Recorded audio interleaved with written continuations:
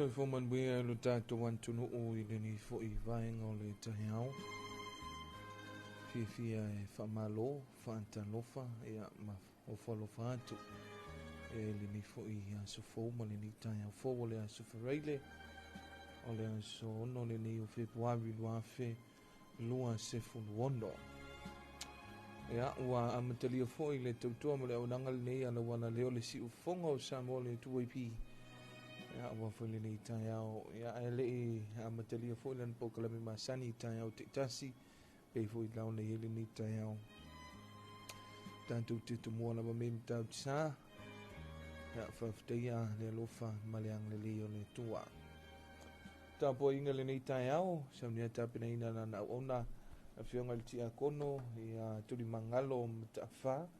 Mai le kare se ka turiko sinamonga mtanga luenga. Ioane posiko.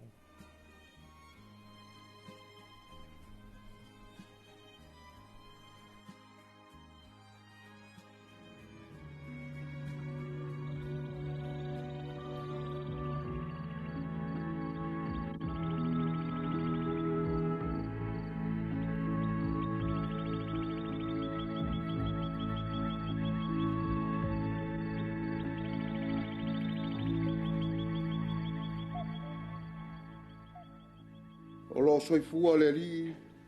ia whaftaia fo I lo papa, ma ia vi ia le tua o lo whaorotangu. O le mea lava lea, le ali e o te vivi atua ia ate o I luma o nuese,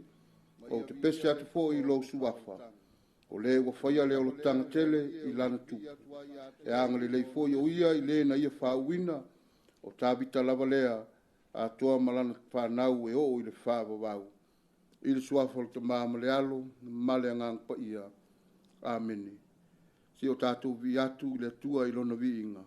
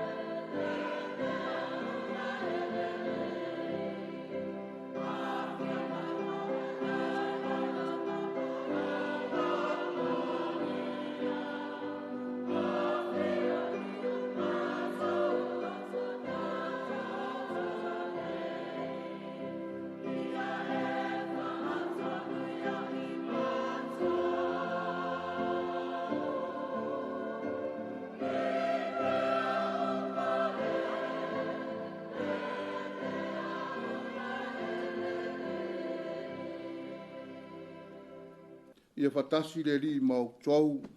ia fatasi o ia malonga ngang. Folfolanga le tala le leia le li, mai le mngilia pa ia mareko, le ali ia vi ia oe. Mareko lo nung tau pui ono, folfola fo ipu e sfulma le fa wau li lua sfulma le iwa. O le matua, o Ioane le nasa o wawai se ina lo na ulu, o toe tu la ia na ye wauti. O whalongo ai le tupu o he rota, a wā o tā ua le suafa o Yesu. O whaiane nisi, o tūlai Ioane le papatiso na ye wauti. O le mea lea o whaiai e ia o wāvenga. O whaiane isi o e lia le nā. A o isi o whapeane. O le perfeta ia, pe whapei o se tasi o le au perfeta. A ua whalongo ai he rota o na whaiane leo ia. O Ioane le nā sa o wawai se ina lo nouru. o tue tula ia na ye wauti, a wasa a wina nisi he rota e pu e ia Ioane, ma noa noa ia te ia i le whare pui pui, ona o herotia le a vā Filipo le nousu. Ina ua whai a vā o ia, whai o ia mana vā, a wasa whai atu Ioane ia he rota, e saona e whai a vā i le a vā louso. O lea na ita ai herotia ia te ia, na ia fia fasioti fo ia te ia. A ua le mawhai, a wasa matau he rota ia Ioane. Ina ua iloa e le tangata a mi o tonu o ia, ma le pa ia, sa leo leo fo o ia te ia. A whaalongo fo ia te ia, ua atu tele, ai sa whaalongo pea ma le fia. Ua o le aso panga noa, o le aso le whai ai le whaamanatunga, o le whanau mai o he rota. Na whai ai e ia le tali suanga tele ia li sili, ma tai o au e tai to afe, ma tai sili o Kalileia. Ua uru fale fo i le tamateina he rotia, o saa, o whawhia ai ia he rota, a toa mai la tau sa ta oto e ai whatasi mai ia. Ona whai atu ai leo le tupu i le teine, ia e whai mai ia tau, se mea e te manao iai, o te avatu lava ia te oe. Wa ia ungani fo ia te ia, so se mea e te whai mai ai, o te avatua lava ia te oe. E o lava i le vai luanga le mu o lo malo. Ona uru fafo lea o ia, ma whai atu i lona tina, se ase mea o te whai atu iai, o whai mai o ia, o le ulu o Ioane le Baptiso. Ona uru fale loa lea o ia i le tupu, o tarise, o whai atu ia te ia. O te manao ina ia au mai nei lava le ulu o Ioane le Baptiso i se tānoa. Ona ti ngāte le ai lea o le tupu, a ona lana au ngani, ma e ua tā oto e ai whatasi mai ia.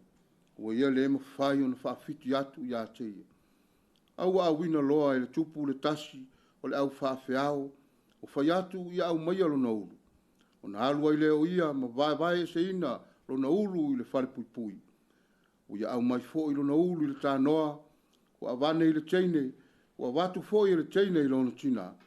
O whalongo ai ona soo, o na wane leo i la tou, ma ave i lo na tino, ma tuu ai le tunga mau. O le tana le lei a le lii, ia vi ia oe le lii Jesu Keriso. O le tasi le nei vai inga o tātou o Samoa, le mawhai ona weseina mai tātou. Ai ua vele vai inga ma mea e le a whaina ai na oe po au. Ai a whaina ai nuu o a inga ai maise o le kālesia. O nei vai inga, o le mea leo le ola fau. Nere i o tangata e mamai ai lea mai. E tamo whai e fau ni mea e whapenao na whaaleanga ai uso a tangata. Tātou titilo iai iso tātou o tunu o Samoa, nei ono pō. O le mea nā le tupu le vai tauni nei. O le mau ai se while mu o le atunu, o le mau ai se while mu o tangata. Ona o le tamo whai o isi, e whawhau ni mea e whaaleanga ai le si uso a tangata. E o tātou wa ai o tere ina ve vesi o nu, ve vesi o ainga. Ai ale tātou malo. O le toi ai se while mu. Ono lea, tau whai o isi taitai, e whawhau mea e whaaleanga isi taitai. E mesa i tātou whaururunga, taita ia nuu e kālesia, ia e meso si o tātou o tunu o Samoa. A o visiri, o a whaina i e nā oe, o a fia i e nā oe, ne ai o a fia umai Samoa, e mese foi o lātu nuu o mamau, tele le taua, tele le misa, fitena inga, ma fua mai lava, i le ola fau o taitai, ina i o lātu maua le pule, maua tupe, au le au ngale nā mani wha moe, e lai o na ola fau le tangata, ina i whape nā, o na manuia ai o ia. Mena lena tupu pe on tātu whalongolongo iai le mangeria le aso. Tu e mai ele tala lea, i le vai se ina o le ulu o Ioane le Baptiso. Asia, le tangata sa tau tala i le mea moni, tangata sa tau tala i le mea sao, Lai tau talatu mo sau no atu iane, i le mea leanga a he rota, lo fa penao na i whai o le muri lua. Fa apo uriuli. Ale ai, tau mo whai ai, he rotia le neifa fine, fa pena, o na fau se mea ina ia, hoti ai o ane, a le utaunu. Le utaunu. Na i ua ina wawae se ina, le ulu o Ioane le papatiso oisa, o le ngata ina ita i le tautala i le mea moni, na i mafua ai o na i fafau le mea, fa pena o na maliu ai, ma whano ai le au na le atua. Ale mea leanga, wa whaina atua i ma whanau. A wala mai ai, i le neita mai teni titi, lai titi, le whawhita auri o fafau ai le mea ina i whapena, o na maliu ai o ane. Samoa e male au whafonga le nei aso. Atono le nasi whamanatu mo i tātou. Nanga o le o tupu. Langa le o peo se mea o whase afi o whapenao na sasau i tutonu se o tātou o tunu. Tātou titile u penga ta whailangi. Tele o mau mea se ese a mese. O whauwhaunga o lo whapenao na whaia e taita ia mese o i la tau o taita ia nu e kāresia e mese le malo. Ai talo whai na yalo ma whanau. Talo whai na tupulanga whaiae. Wa whaina ai, whano ai, ono nei whawhitau. Ia whamnia mai le tua i lana upu whola le nei aso. Tom tau wina i pea e whamanatu e pea i tātou. Tau ono tātou whaia se fua. Tau ono tātou ave seina, le nei mea o le ola whawhau. Le ola whawhau. A wafe maito ina o mātua o mawai atu. So se tangata e ola whawhau. E le ola umi. Ioe. Ia, o se whamanatu nā o se taulongolongo nā mo i tātou. Ina i o tātou wola msoifua. Tātou whātou tai a meise. Tātou titilo ai mo whawa ai le upu o le atua le nei aso. Whawha wina ai tātou. Ona whapenale ona maua i tātou whamunyanga mai a te ia. Te o tātou talo. Le tuolo mātou ta maia, mātou te vi ia pēlo o lofa malo wang le lei. Mai se foi o le nei aso sa whea ngai ai o i mātou. Mai se o lo atunu i au mga ruenga o tiu te mawhaiva. Whaftai rau pui puinga. A o lo mafuteina pēo i mātou i so se mea mātou te whaia. E ui lawana se se maanga sala le tangata le ali e. Ia e mātou te taritonu i lo lofa tu noa. E te lea sila i ni o mātou se ma whaare tonu. Ai manu malo pēlo o lofa. Ia mātou talo le atua. Si o mātou o tunu nei o Samoa e maisol ta mātou pureanga. Ia iai pe au whaamanuianga mamana. Le lingi mai whaamanuianga lau fio. Ni ave e seina matafi e seina. Telo le anga sala e maise. Telo mau whawhita auri o lofitu ina ai pēr whai ngā malanga ki o mātou o tunu. Ono le malosi o le fili ma le ti ampolo. Talo le ali ie le ne yaso. Ia. I tau mamau ma si o mātou o tunu. Ni mala. E meso ni mea e ono a whaina ailu so i fua ma le ola o i mātou. Ai a mātou whaasangatu pē i lau fio.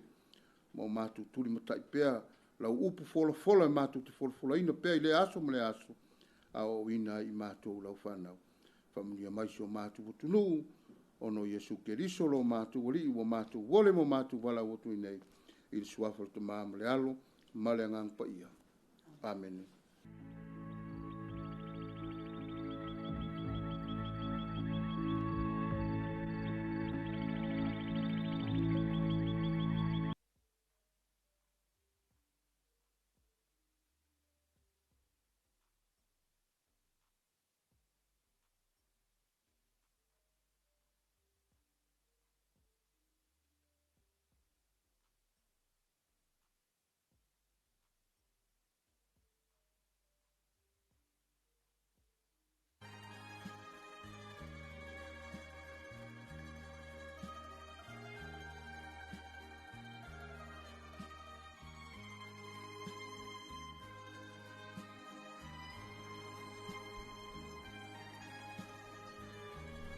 Mo le lenga ngal whafteitele le fionga le tia kono. Ia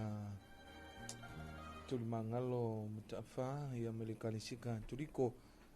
E sinamonga. Mtanga ruenga singatu Ioane Puseko. Manuia le tua i lau whiunga i ti a kono, ia malwhal tua, ia mi se o le tātou mtanga luenga i sina monga, le mtanga luenga i oni poseko. Tamalunga atu le tātou tāpo inge le tua, ia i vi ingo le tua, ia wafo i le ni tai ai ao, ia ole ni fo i asfarege.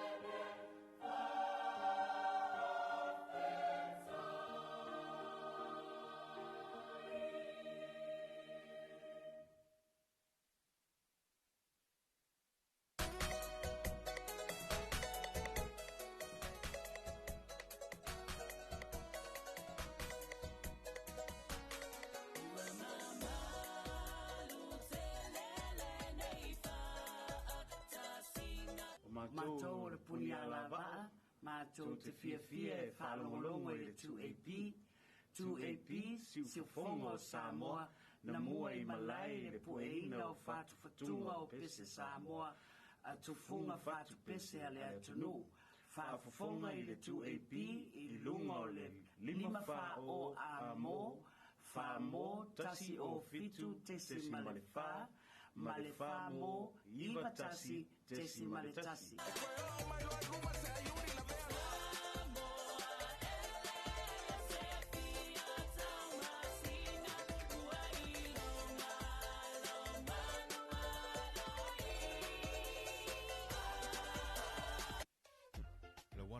Numero tasi Samoa 2AP le si ufofongo Samoa vala au mai le vaenga le maketi mo sau whaalau iloa e fia whaia i se tau whaamali loto maua le whamama avenga mo oe malau bisinisi ua so ai Samoa Amerika Samoa toke lau ma le lalolangi atoa ia na la leo a mo 5 whao wha mo iwa tasi tesi male tasi iwa lua tesi male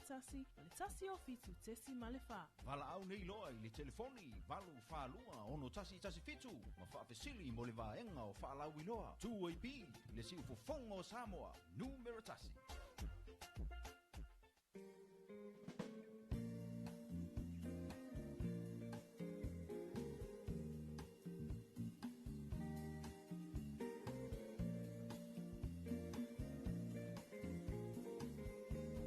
Malole so fu manuia malalangi mai lu tantu wantunu ile ni fu I tai au fou e ole so fou le nei ia ole ni a so foreile ole so ono le nei o Februari luafe lua se fulwono malole tantu wantunu Talofa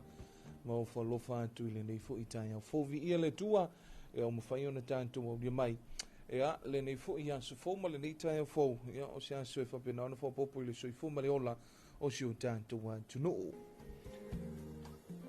ia pe ona mai ai foi ia le tantu tapu inga I le tua ia le tantu taulanga osi ma le tantu taulanga whaafitai ia sa whapenao na tapina ina ila na ona le fionga I le ti akono ia o le upu fola foi o le tua sa fola ina ia fai ma whatu e pa ui sele ele le lei ia tupu maola ia whapena on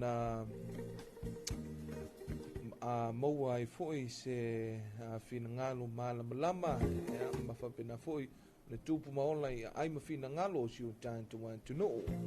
ia whatalo whantu ma whamalo atu le tantu wantunu I ona tūlanga whalupelupeina matu mai lava I ona hao se ipa I ona iu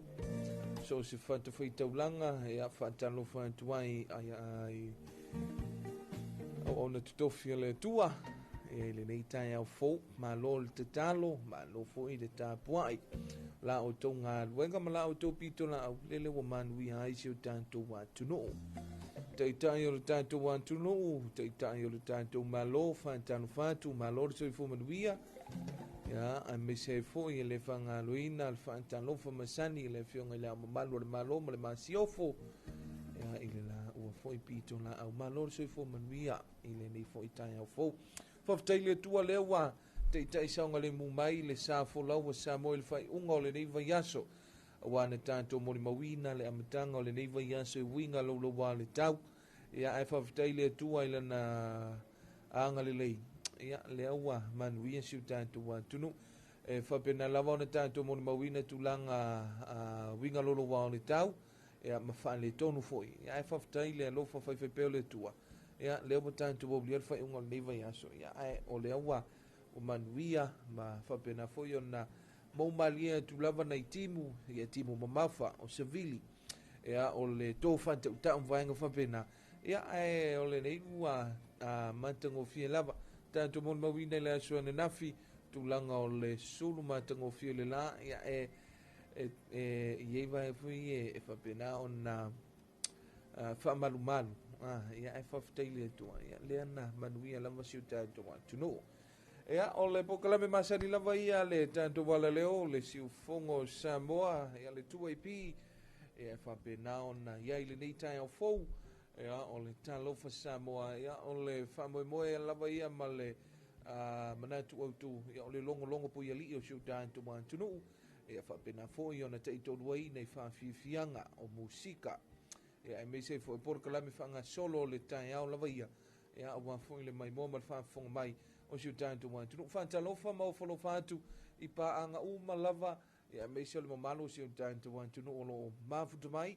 Ia ma mai mōma whawhonga mai lunga o le tātou porkalame le nei. I le Facebook page, o le YouTube channel, ia o le Radio Zeno app, ia meise fo'i. Ia o le tautua ma leo nanga. A le tātou wala leo nei, ia pe o nei ai,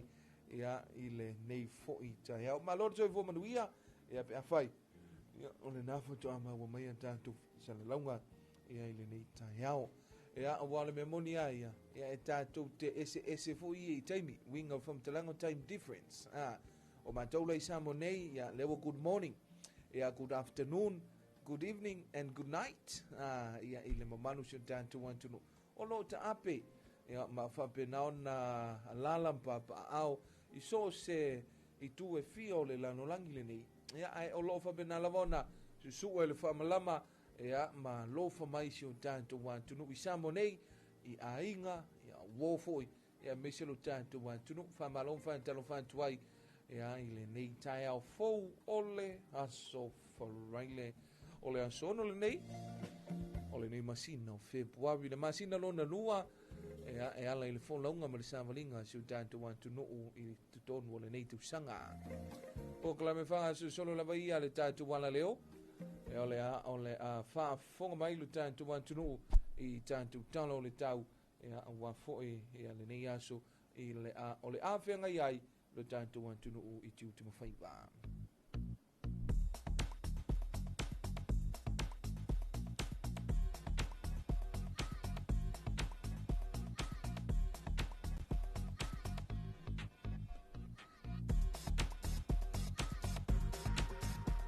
Whamtalanga winga lolo wao le tau numera tasi o tasi. Mo lau whanua o Samoa whamawina le ofiso le va ai tau le itu le lima i le tai au nei ansu wharei le ono Februari lua afe lua sefu wono. Whamalusia whautuanga mo timunga mafa, whamalusia whautuanga mo lolonga. O se vaengo feta ia ingo se vili ma timunga fantasia iau ma fantasia iau whaniutu o loo ta oto nei i lunga o Samoa e pei o na vaaia i ata satelite o le tai au nei. O ia tūlanga sa au mai ati munga mamafa a e pupu whaapea savili tō whantautau i ne isi o vaenga le atunu e pei o na whaamawina le pō na pō anga i mai i le vavea nei. O whaamau maunga fōi o le maululunga o vaitafe o loo whaasolo i na whaai titia a e pei tai o loo whaamalusia pēn whautuanga mo lo longa mo le o no le mawalunga le wanoa e mamawhaiti munga i teimi o le wauli. O ia winga lolo wao le tau e o no awhia i rea tunuu se ia o atu i le asu sa o muamua. A whianga o noa lia e mai e mamawhati munga pua oa ma se awala i no whanga maunulunga ma e lolo vaia no whanga i tawhahala e ono iai ele solo whapea lolonga i vaitafe ma no whanga mauna lalo. E whaantau savili i taimi o timunga e mamawhai. Talo tau mo vainga umo sa mo whamawina le official vai tau le tula se funma le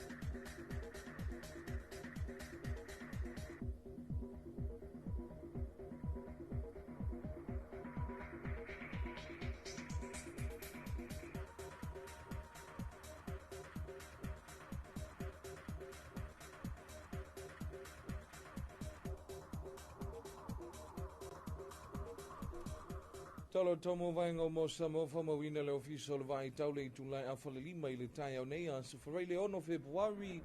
lua afe lua se fulu ono wingo le tau o se vaengo feta ia ingo se vili mati munga whaatasi e wila mawhai titili o lo oto nei i lunga o Samoa. Fautuanga malapta inga, fautuanga mo timunga mafolo whamolisia pea mo lau whanua uma o Samoa. Fautuanga malolonga o lo whamolisia pea mo vaitawhi uma mano whanga mo la lalo e awhia ngofie. Tala tau mo upolu matui sifo whalifaa pia manono sa e saute sifo. Ali pata sa fatasi umu malefanga mo le so.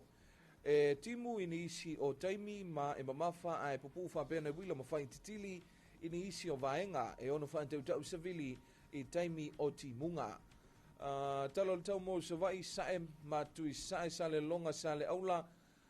Matui sifo a vawa sau whale alupo sau te palauri lanta mane iafu. Mola so e timunga ini isi o taimi ma e mamafa a e pupu whabena wila mawhai titili ini isi o vaenga e ono whaatau tau savili i taimi o timunga. Tala tau mo o ngā sami mga te whale o Samoa whamawina le tulai a whale lima i le tai au nei. A se wharai le ono Februari lua a whea lua se furuono se i au lia le vai luanga o le poana nei. Winga le tau au o savili o le vai to e lau. Savili mai mātui sae o loo a whia ai o ngā sami o Samoa.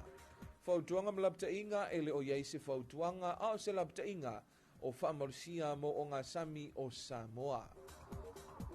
Ngā te whale mo ngā sami mātu mo le so o le aangi le mata o polu sa vili mai se sae lua se fulu lima i le toru se fulu kilomita le i tula. O ngalu e lua i le lua tesi male lima mita lona mawalulunga. Ngā te whale mo ngā sami i saute mo le so o le aangi le mata o polu sa vili mai sae lua se fulu lima i le toru se fulu kilomita le i tula. O ngalu e lua i le lua mita lona mawalulunga. Te wainga i le tala o le tai, te mile nei o lo o pe ele tai, sua tu i le tai le toe a ele losu maliva minute te aile tula se fulu i le tai au nei. Ona toe pe ele o le tai i le toe 5 minute le tula lima i le fiafi. Ona toe sua tu i le o le tai i le toe se fulu maliva minute i le se fulu tasi le poana nei. Talofa ni ma loto ke lau, wa mai o tau i le nei tai a fou. Talo le tau mo le atu to e lau saunia le ofisa o le vai tau i le i tulai ono i le tai o nei. Anso wharei le ono Februari lua afe lua se fulu ono. Wingo le tau au sa vili mai se sae o lo ofiti ai le atu to e lau. Va inga i le tau mo to e lau se i au lia le vai luanga o le po ana nei. E au waoa i nisi o taimi mati mo pupuu e iai. E feo lolo wha solo i na malolo si sa vili mai se sae. O le sami e si i wha solo i na sou. Wa inga i ona tua atu le au waoa i nisi o taimi ma timu pupuu e ono i ai.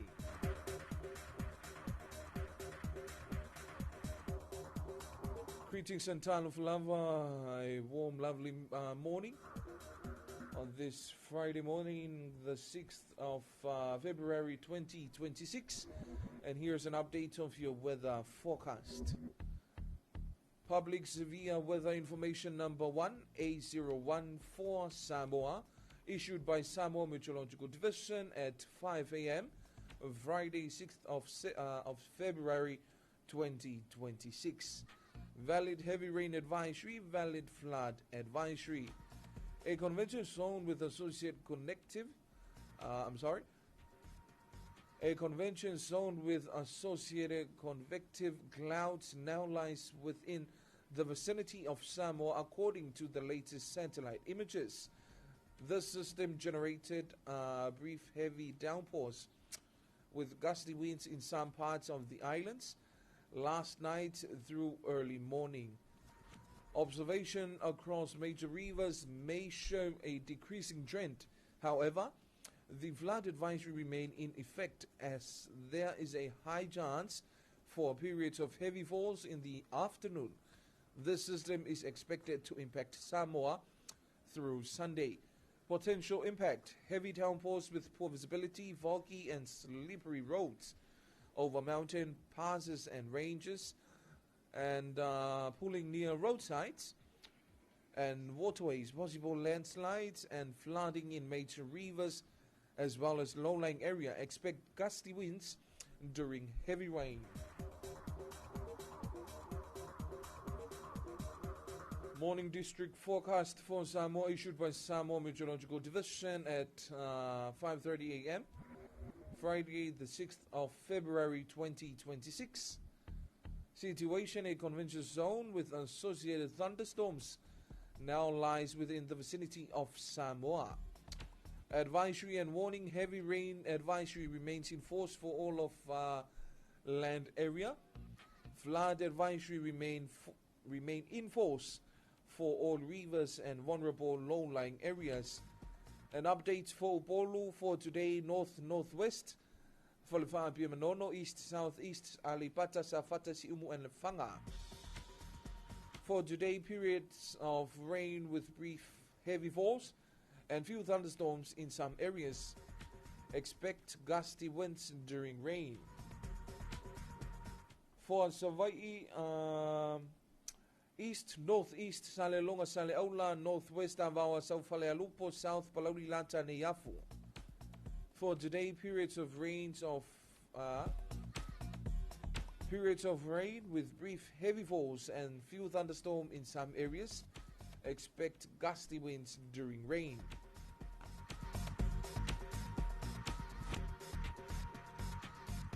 Morning marine forecast for Samoa issued on Friday, 6th of February 2026 at 5:30 a.m. valid until midnight tonight. Situation: a northeasterly wind flows affect Samoa's marine waters. Advisory and warning: there is no valid advisory or warning for all marine waters of Samoa. Northern marine waters for today: easterly wind direction. Wind velocity 25 to 30 km per hour. Waves of 2 to 2.5 meters. Southern marine waters, easterly wind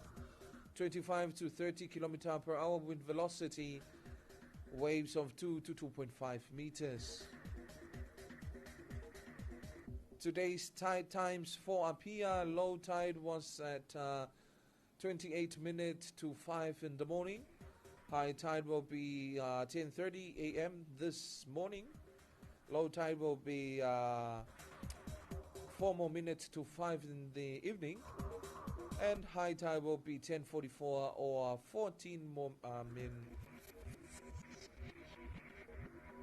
16 more minutes to 11 in the night time. Morning forecast for Tokelau issued by the Samoa Meteorological Division at 6 a.m. Friday, 6th of February 2026. Situation: an easterly wind flows prevails over Tokelau.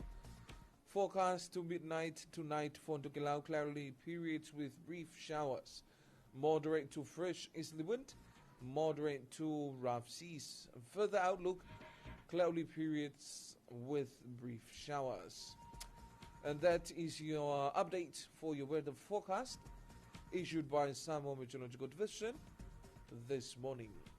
for Samoa and Tokelau. Ea, ole na pe ona mai mo mawhawhunga mai lu tātou wātunu ile se tala la tamai le tātou ofisa o le vai tau i tūlanga o le tātou tala o le tau. Ea, awa fo i le sila fia lu tātou wātunu fua iei fua fuanga o lu fale, o lu fafo. Ia mai se foi o fatam soali inga o le afia ngai masio tātou wātunu o i le nei foi a sufareile. Ia i le tau matau atu lava, ia o le lava pe e wha malu mai le tae au. Ia o le foi sa palasi ti munga i se teimi o le poa na po, wha solo mai anei le vave au. Ia o le tau matau atu nai whawho atu i le tātou potu whansalau. Ia me se ai o le tātou ofisa nei mulinuu. Ia o le tulanga le na fa malu ma ulu ia ma fa pena fo i ona vaia nei timu ia tulanga le na pe ona tau e le tātou official vai tau tulanga le tau le nei fo i vai ngole tai ao leo to libo minuto na tale o le tulai fitu tale fitu fa fonga le tātou tunu i le unwai fa san lawino a tātou telefo mai le vai ngo telefo mai vai fanua la wala le si fonga Samoa mai alfa fi fenga nei e a whaafonga le tātou atunu i le uruai whaasalawina o tātou talafou. Teine o le vine ula mai e pia. Pa le whaawhiawhianga o tau uma i o ma o. Whaamalo atu i le mamalu si o tātou atunu i le nei tai au. E pe a whai o le nawhatu ama wa mai a tātou whaasalalaunga e a ele ngati samonei. E me se foi o le o atunu i mamau lo mafuta mai e nei o tātou ainga. E me se foi e o nei o tātou wompanga. Vine ula o tau uma i o ma o.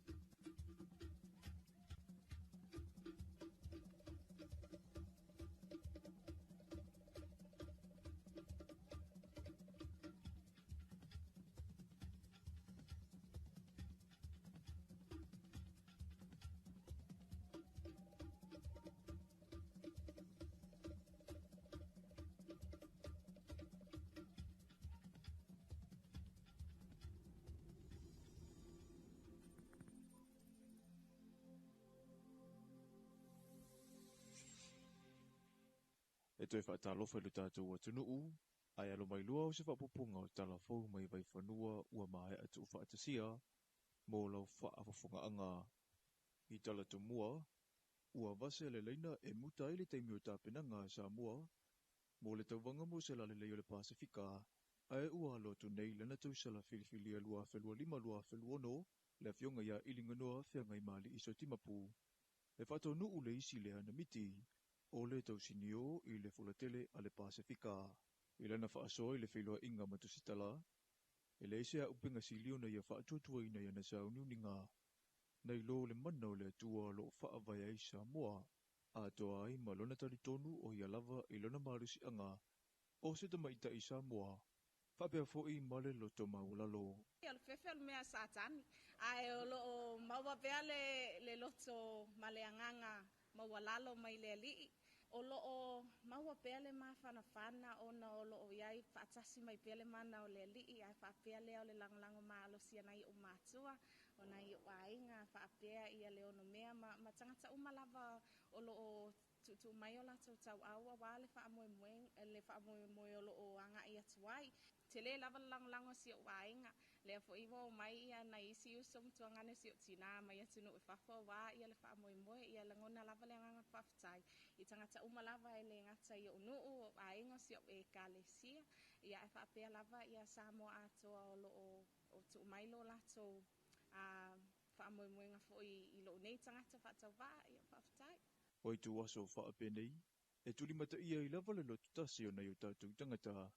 e ai uli mai tapu ai, ha o sanga I ane lana lupe whaalele I ona whaiva whaatau sala. Ua fauta I linga noa I le whelanua I o manatu ese o le awholasia I lunga o penga o whaamutalanga, e pei ona ua maasania I tausanga watuna I, ma I le avea io se whaia onga, o le ngā ia ma le whaautanga e whaafue eilu I tau nei, o se whaata ita inga le leilea mo tupulanga. I vaenga lautungi o le tauwanga. O lo o alualu le lei pea ia tapenanga tau I lava whaftai ai ia le langolango malosi a whale ofu uma I Samoa nei o lo o langolango ina le whaamoe ia o nisi o whale ofu leo mato ngalue whaatasi of course so wha is creation o le leata o Nelly Samoa o Senopia ia manisi lava o isi whale ofu o maua atu I le nei taimi ai o tele lava ia nai pisinisi o lo alolofa mai a wata pinanga ia ele mawhai lava se mea pe a whai se tangata to atasi so momoli atu al whaftai I pisinisi uma lava o lo alolofa mai a wale whaamoe. E ma le malusi o le whainga paanga a le ono mea productions ma le kamupani telefoni o le DG Cell, a toa ai ma le pūlenga o tangata ta whawhau mai mua mai whafo, mo le whaamoe o le atu wa atu ai le tātou tausala I le wawea o ana nei. Ha o lumana I fo I le tauwanga, na whaafetai I linga noa whianga I mali I so timapu le tausala le Pasifika le taimane nei. Le fionga ia tauwhai le matangi li tara Jeremia Allen ona o lana whaamalusi au. E le imautinoa mai leo whai o le au malanga, ai o le tūlanga mautinoa, o le a whaia e le atunu u atoa le whaiva o whepo, ina ia taule ai o le lale leo Samoa. E toa fitu te maitai o le atau vai le tauwanga le Pasifika le nei tausanga, e o fiai le sui tauwa mai Samoa, o le sui mai fiti, o le sui mai tonga, o le tamaitai mai Papua New Guinea, o le tamaitai mai Amerika Samoa, o le tamaitai mai Kiribati, whaapea ai ma le sui mai le atukuki. E tu sa I whaamomunga le tamai I ata sa te rite o le tau, o loo atangi ai le ta o ta mamau I saute o se vaenga whaatupula I o whetaya ingo sa vili matimunga, ma fuai o na vaaya swinga maari o le tau I lunga o Samoa, e iai le whaamumue o le alava winga loloa o le tau, e whaawau na nganga I mamau atu, I saute, ai peitai o se whetaya ingo sa vili matimunga o loo anga I mai se sae, e ono au mai e timu e mamafa ai puu ini se o taimi, whaapea nei wila mawhai te tili, whaatasi ai masavili e whaatau ini se o taimi, I lunga o lauwhanua uma o Samoa I lea so, sa ia o atu I lea sato na I o lumana I nei, o lea e iei lea vanua e awhia I vai tafe,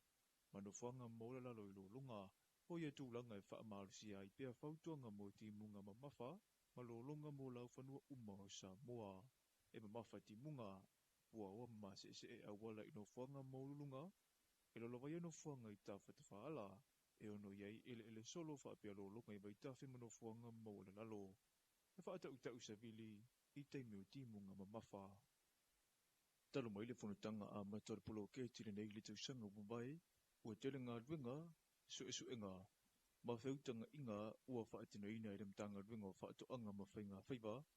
whaatasi ai ma le FAO po le whaala po te putunga o tau mawha, I le langi, a toa I maisi o fisa Talofa ngai, e whausi ai se polo ke te o ngatasi ma fuafanga le malo, e tali tonu I mana onga o le vaenga tau whaatoanga inu I tua, o le whanutanga la sa whaatau te le vai asu nei se la asanga tā ua te le, I le whaamoni o ngā ruenga, o le Talofa ngai, ma le mawhai o ne whaatino ina o le polo ke ti e meise o le lava tā pena, mo le whaatino ngā loa ia o ngā ruenga. O lo tō mau pēr le whaamua ma le whaata ua ia tina e tau whaatoanga, a wā le whatu leo le tamau a inga o Samoa, ma o le a fo I leo le tātou ola soifua ma loloina. Ai peita I o lo whia ngai pēr le vaenga o whaatoanga malu I tau e peona fia I o swingo le tau. Tā pula ai le whaatele ino o loanga osi,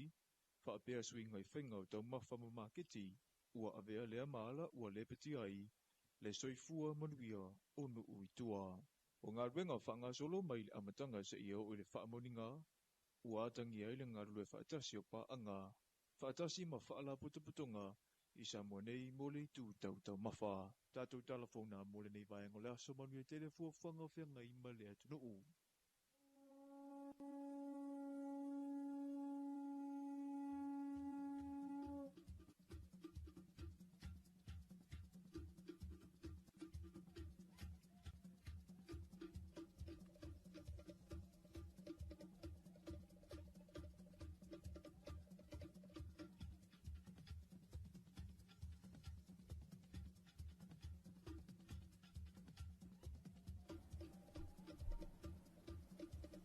Mai whawhunga le tātou atunu I talafou I ole nei fo I vaenga o le tai au I api o na tūwhantasia ma win mai le sunga I mātou aina I sa ako le vaenga o talafou. 10 minuto le wate ai le itu la fitu I le nei tai au ta li tonu e a ua husu fo I le to tele I tiute mga luenga e a ole nei fo I a sufou e a mise il fai unga le nei vai aso e a te talitonu lava au ia o le to tele lava ia laua ia I fo I tūlanga o tāpinanga o nei alo ma whanau e a mole nei fo I aso whareile la tu wia a whai malie e a ole ia e masi e se lunga o le awala e mwhapena fo I ona iai vaenga fo I o nae te tawhi ai ia vai ia la vai e pe ona awina mai e le tātou official vai tau tūlanga o tawhituwhaala ia vaenga fo I o lo whapena ona malo se le te tawhi o vai ia tautuna I fusisi le to I fo I vaenga whapena tal tonu tātou se sino whawhiwhianga le nei tai au ia toi liu mai lea whawau tātou proklame o le Talofa Samoa whawhiwhianga mai lea whapesa le tia maa e ma le whawhiwhianga vala awa lofa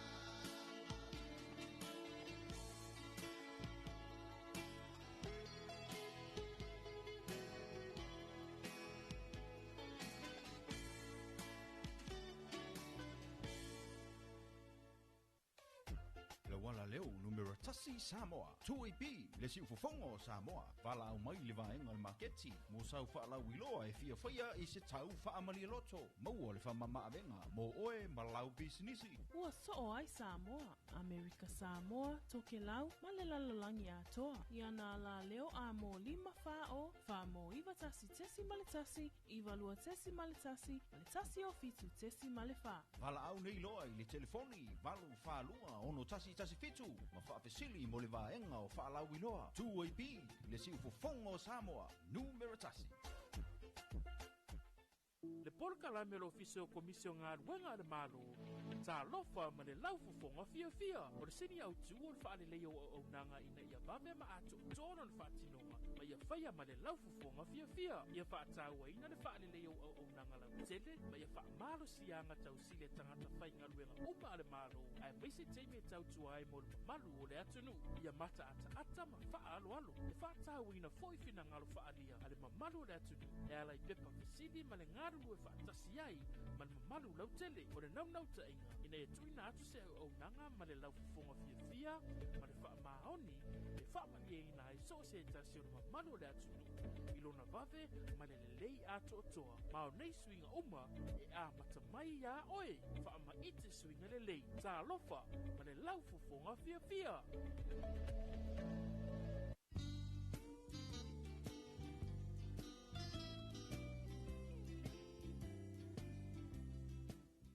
Toina, o fea e usu po ye. Ke o te alua tupo le asi la me ta pisa mai ngā tai le whare komiti. Whalongol vai ngā lua alporo kikian mālo, la foi wapo e kumkumu e ngā kai. Mānanga te le ala, awano le leia le si taru sanga ia i mosi masini fo i le vidi ai la au. Te lo se whalo lolo mau i masini yo. Ui papa, ke haru sa o alai vai tele. Ile whalo loa mo whatoanga, te mawai masini le lei, masini anga ta o oi e kuai. Tai te le lava, o te alua tu lai le whare komiti taru sanga ia i. Na o ti e lo le i vai tele se i mata i e masini. Whiu mai lo i tātou la lai funga lei, mai tele wha peasa le longa mo le motu tele i sa la whai. Pe wala au mai fo i numero telefoni 225 251 wha peasa le longa i le 5 Pe asi fo i lunga o penga ta whailangi i le mātou Facebook page. Samoa Agriculture Store Company Limited. Samoa Agriculture Store, helping you grow.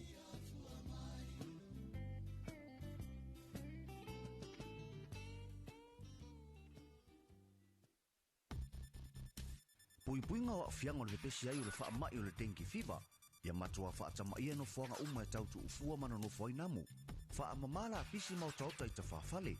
O na ole nei vai tau o timonga. Ua vai ai le tele o vai toa. Pauta avale maisi mea whaitino e toa ai le sua vai. Ia matua whaamamala vai anga uma nei. Ina ia tau fia ai le pepesi o le dengue fever i le atunuu. Tātou ngā lulu e whaatasi, mo se Samoa maroloina, mo nisi whaamatalanga, whaapso tae mtanga ruenga le soifua maroloina, telefoni ono varutasi o. The Samoa Public Service Commission presents to you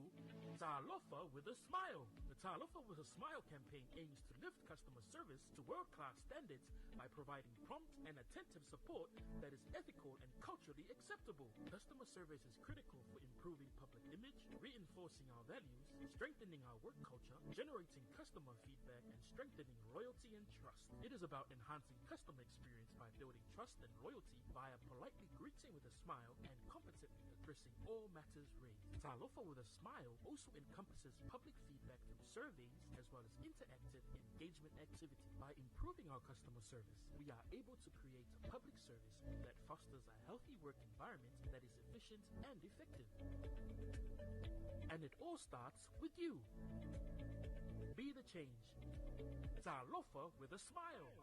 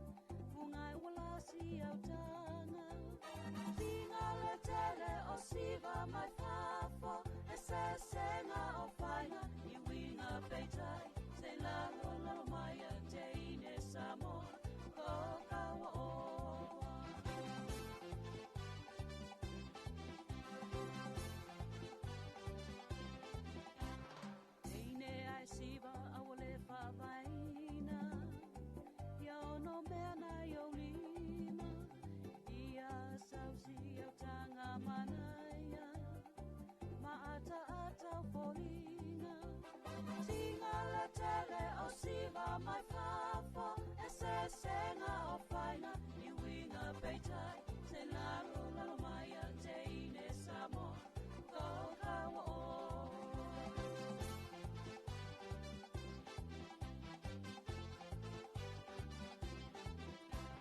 e pele oi lo loto Samoa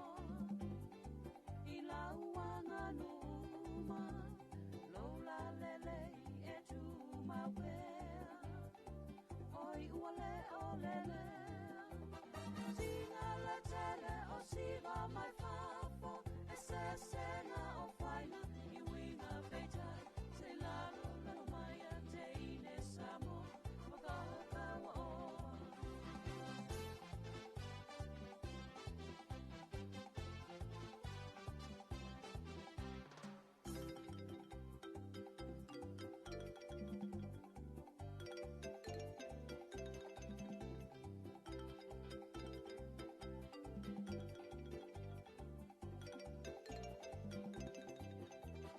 Singa la tele o siva mai fafo e se senga o faina I winga peitai te lalo lalo mai a te ine Samoa ko kawa o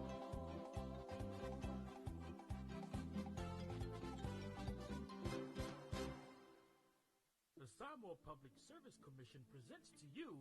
Talofa with a Smile. The Talofa with a Smile campaign aims to lift customer service to world-class standards by providing prompt and attentive support that is ethical and culturally acceptable. Customer service is critical for improving public image, reinforcing our values, strengthening our work culture, generating customer feedback, and strengthening loyalty and trust. It is about enhancing customer experience by building trust and loyalty via politely greeting with a smile and competently addressing all matters raised. Talofa with a Smile also encompasses public feedback through surveys as well as interactive engagement activity. By improving our customer service, we are able to create a public service that fosters a healthy work environment that is efficient and effective.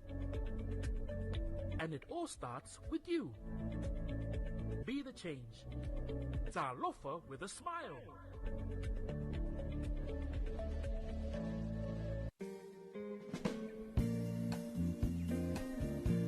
Tamala wantia le tautua malaunanga la wala leo le si ufongo Samoa le aua toi lua sifulu male ono minute o na tale o le valu ia I le ni foi vaenga o le tai au ia le wasulu matango file la I le tau matau atu ia ma le tulanga foi pe ona iai ia le tatou potu fasalau nei tulanga foi matango file nei aso ia le o tatou au lia le fai unga le vai aso wa pera o tau o le amatanga o le ni vai aso le na tatou vaia ma tatou mo le mawina e tulanga winga lolo wa le tau ia e faftai le atua le wa manuia lava le nei aso ia mi se foi o le savalinga ia o le tatou atu no ia I tutonu o le ni foi vai aso Pamalon fatalofa atu I nisi o tatou paanga fatalofa atu I le tamai mo malo ia malta tu ai ngai nai fale asiu ia me se foi ia le na vala vai na foi wa ia ta penanga masani ia o le tai au tu langa foi o le ta pena o na ialo mo fanau ia ma fa pena foi ona moli atu foi ia onga wa o le vai aso le nei o le vai aso mo o le toe foi ia po le amatalia o a onga a siuta tu wa tunu e pe launa ia ialo mo fanau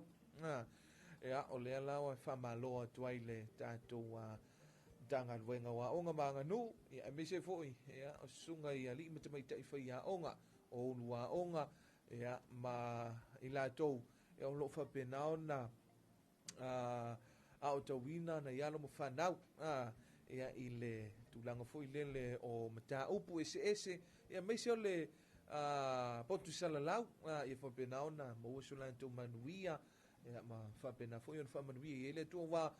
o le pe o le aunga le ama le fa mo foi o nei alo o nei o tatu matua ia me se foi o matua e fa pena o manuia ia alo mo fa nau e mo ia leia o onga hi u leia o onga e mo le nga wenga ia fa pena foi ona toe tauia ia le afu le na sisina ile ele mele e o le lu'i fo'i nei o tātou alo ma whanau a whapeo le nai te whaalongo mai e po le nā fo'i wa e tā pena i le onga i whea lava se vaenga e po whea lava fo'i se onga o lo whapena ona e tā pena i le nei tai au i wha malosi e le isa mea tā ua se wha vai vai e tala o le isi whai whiau nā whai mai e le lei le vai vai tau mawhai e le anga le vai vai fi iai e whai na malu i voi lele i nei alo ma whanau e le lei ala vai vai tau whai a whapea wa whaale tonu i a toi tūlai antu o le olanga nei e le whapea e le lei umamea uma e le teimi e tātou te whaale tonu ai e le teimi e tātou te whiangai e malu i tau o whaafi tāuri e le whapea e malua i ale tai e le teimi e sou wai le tai ia ma whapea nao na au mai a fwoi whaafi tāuri o lu i tau ai ia vea vaenga na ma tūlanga fwoi lele e te toi no fwa i lano mai toi mawhawhau o sao la o mele whai o sao la o mele whai o a wal tamaititi a o la o responsibility lea ea o vaenga na tōna tātou whisile ia ai me se fwoi la o se tūlanga fwoi lele e lu i tau ai fwoi ia ai mai se ala na i alo ma whanau e leo wa mwhai on whamanwia ina i le University of Samoa i le tausanga whaamai e po le foundation ia wa o le isi lea vaenga pe on lape i tele na i alo ma whanau wa o te moli mau atu au ia i le teimi fo i le sa whapena fo i on i ai fo i ngautai le lau mua i papa i ngalanga o le tele ia malea nono ai o whaafi tauli malu i tau ai o oe lava ia te whapena ona e whaia le whai unga e te whaia le whai unga i le lei mo oe le lei mo lo ainga o lo nuu lau e kale sia ia me se fo i o lo watunu o le mana ia i o se luina mo nei tātou alon whana o le vai aso le nei vai aso le nei le whanga solo i orientation po le whamasani a le tātou University of Samoa whapena ona malama ai i mata upu e fia mata upu e tauna ave o a potu a onga e whaanga solo ai ia e whaantino ai ia o a onga ia e te tau fo i ona ia e malama le whaatulanga ina o lo timetable e fia au vasenga i le aso e fia au vasenga i tutonu o le mai aso e o amantua o le university e tu taimi fo i nene e sele taimi o le simta upu e sele taimi o le simta wa pe fa pe lima mta upu ese umala mta upu ia e tau fo ia ai le vaenga fo i lele o le clash pe wa sau le simta upu o le taimi le alu le mta upu le o le wahanu e fo i le simta upu o ia te oela e te tawona i whaatulanga le o le mana i o fo ia o le awa o ngata ua le university you have to be a time management person le winga o whamtalanga ia e loa pa keki lau taimi ia whapenao na o lau taimi lea o lau taimi lea te malolo ai o taimi lea taun whai lau mea onga o taimi lea o lau visenga taimi lea o oe malau wo o wale mea moni ai university life ia o le mea moni now you are in teenage o loa e le vaenga fui lele o lo tana vou tu le tana vou e fa pe e fa yelo filfilinga pe le lei pe leanga e na fa yelo filfilinga o le lui ai na mo tanto ia fa pe na ona au nei tanto vai ngata i le o le tanto tau mafai ai ia tanto vai ia ai fa pe na la vo le tanto fina pe le lei ale vai tau mafai ia e anga le vai fi ia o se lui mo tanto nei anu fa nau ia o fe lava le meo lo e mafutu mai ai o tono lau ta vale ia o lunga le pasi ia po o fe lava se lui na mo tanto mo na ia tanto anu fa nau ia me se foi o le whamoe moenga foi nao nei o tātou whaia onga o sunga ia limta me tai whaia onga o le lātou nau ta inga ia whapena o na hi umanuia lana tamaititi a onga o lana student ma ia whapena o na mawasilu mana imanuia o le vaenga le na e tele o le fianga fui lene o le whaia onga ia fitau ifo o le fa pe o so ma ia ia to me titi o ko me kikira le sai kongo lo singa a pe ko me kikira le sa singa e ke a lu fitau ifo la mo fa pe ma lo so ifo man we miss o so ifo man we mister po sir mai ka fa pe na o le ma ia ia la ngona na e fia ai la le sunga le fa ia ua tali le mana o lana ngā ruenga ma tali foi ia lana ngā ruenga wa o lea wa tali o lea ni tali le wa tali mai ai ia lo mo lo ngā ruenga ia mwhapena o na manui ai ia pe aro whea tu manui ai oe o lo ainga o lo nuu e kalesia e whapea foi ma le tātu wa tunu tei mea le wati leo wa to e se funu ma 5 minuti o na tāle o le itu la e valu ia whai malia mai foi le nei tae au mo le mawina foi e wa matelia foi le pito la aula tau via a le tātou mtanga nuenga o leo i le vaenga le traffic tam foi lele e tu i titia pe tam fai ia flow lava le anga i mai o le poloka wa o le tae au lava ia o le teimi pisi lava ia na o le awala lunga le awala ia ai le leia le saunga le mu ia mawhape na ona avelo whaamomoe lau saunga le mu ma ono sai e makua e ke fiu e fai se si vaenga pe a moua o le poloka so e siniara ia tātou lava pele ona sai ia tātou moua pele ona sai maloa tu i se oiso i mailolonga ia ma le tātou i ngai nai le moteli se la fai vai lo palauli ia me se foi nisi o tātou paanga masani ia i le tamai asu umua ia me se ai ia onisi o le malu siu tātou mantunu o lo whapinona whai paanga me le tātou mana leo ia i le nei fo i vaenga o le tae au malo lava le soifo manuia talitonu ia o lo o manuia fo i mawai lua tusa ia so tātou manuia ia i le nei fo i vaenga o le tae au ia pei fo i ona tuina toi fo i ia i le tautua le nei male au nanga lauana leo le siu fonga Samoa tātou se sina whaafifianga toi liu mai ia whaawavoi lea o le tātou whaasoa ma le tātou talutalo noa ia i le tātou porkalame taute ia mai le au whaipese a le Rosa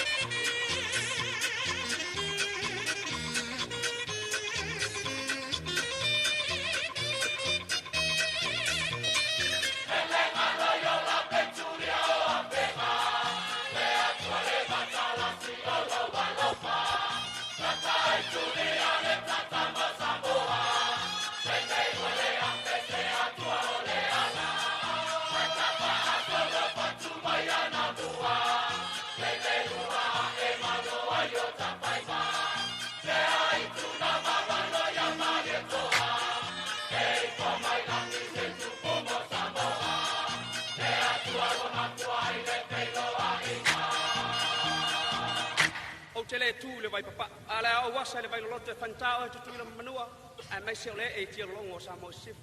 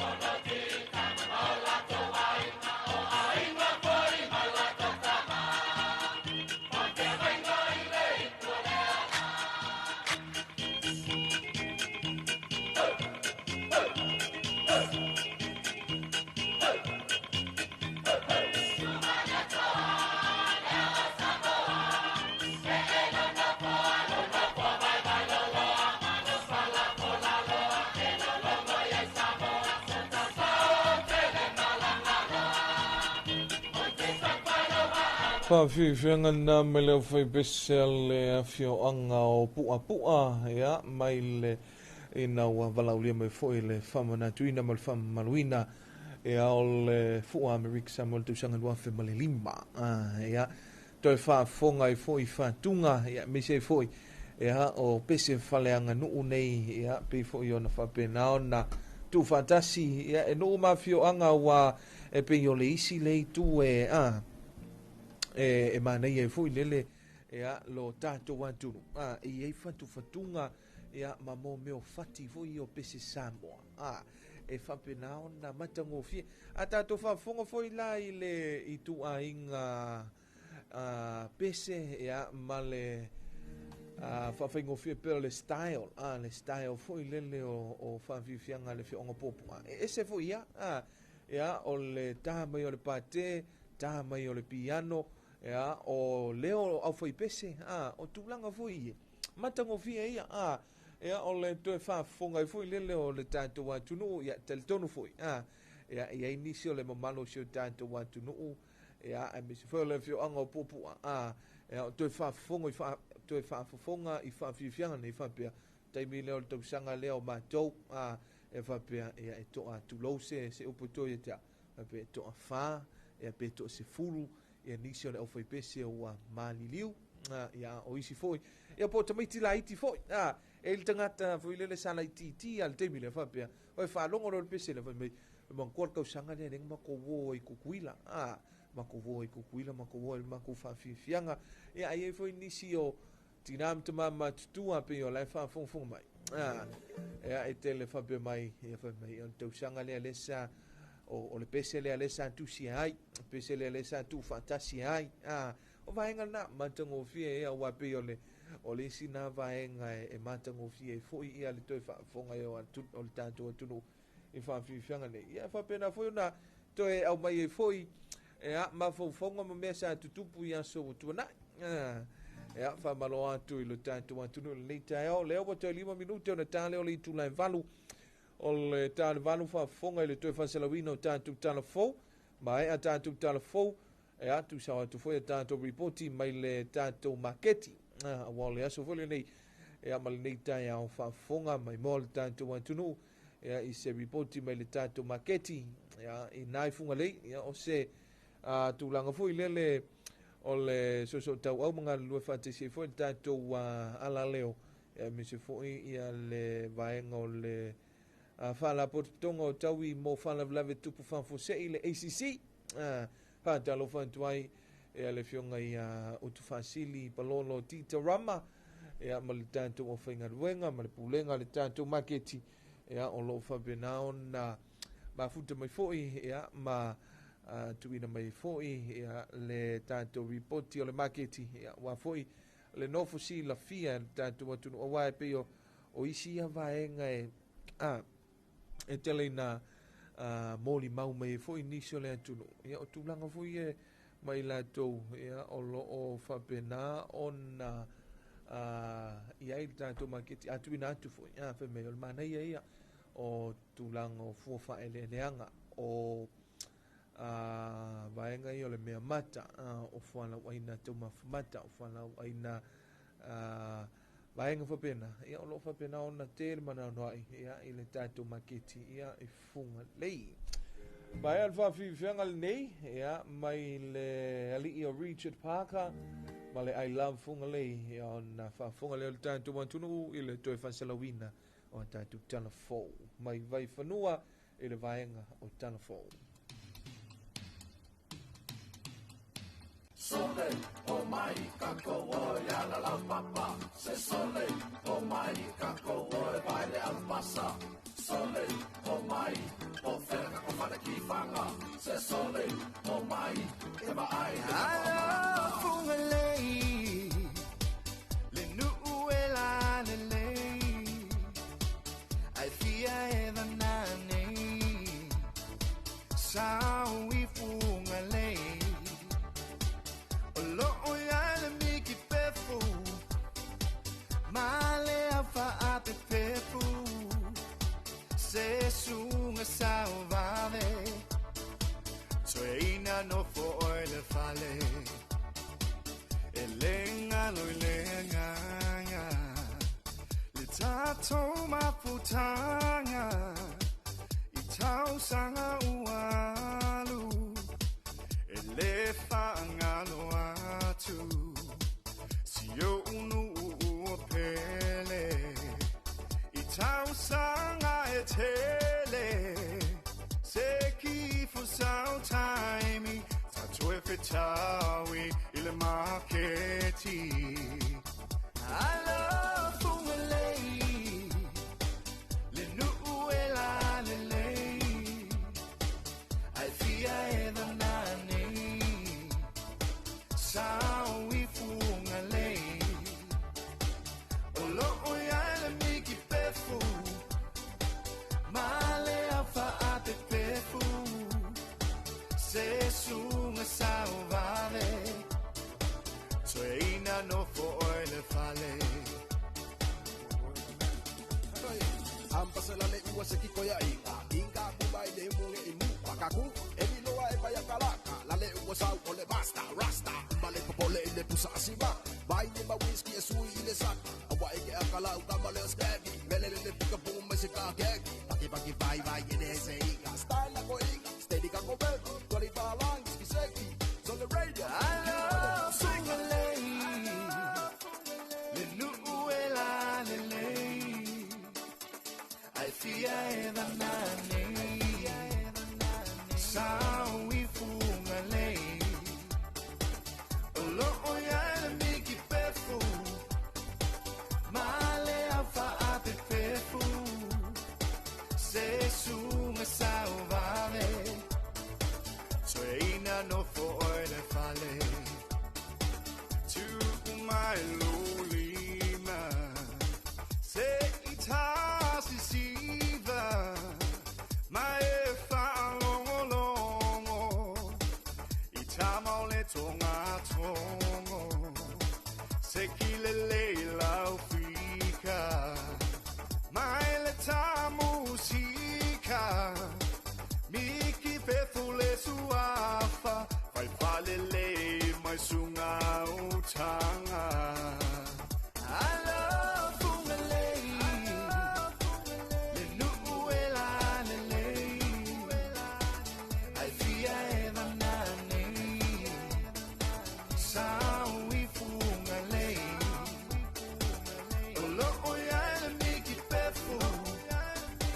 Male a fa a pefu Se sunga salvare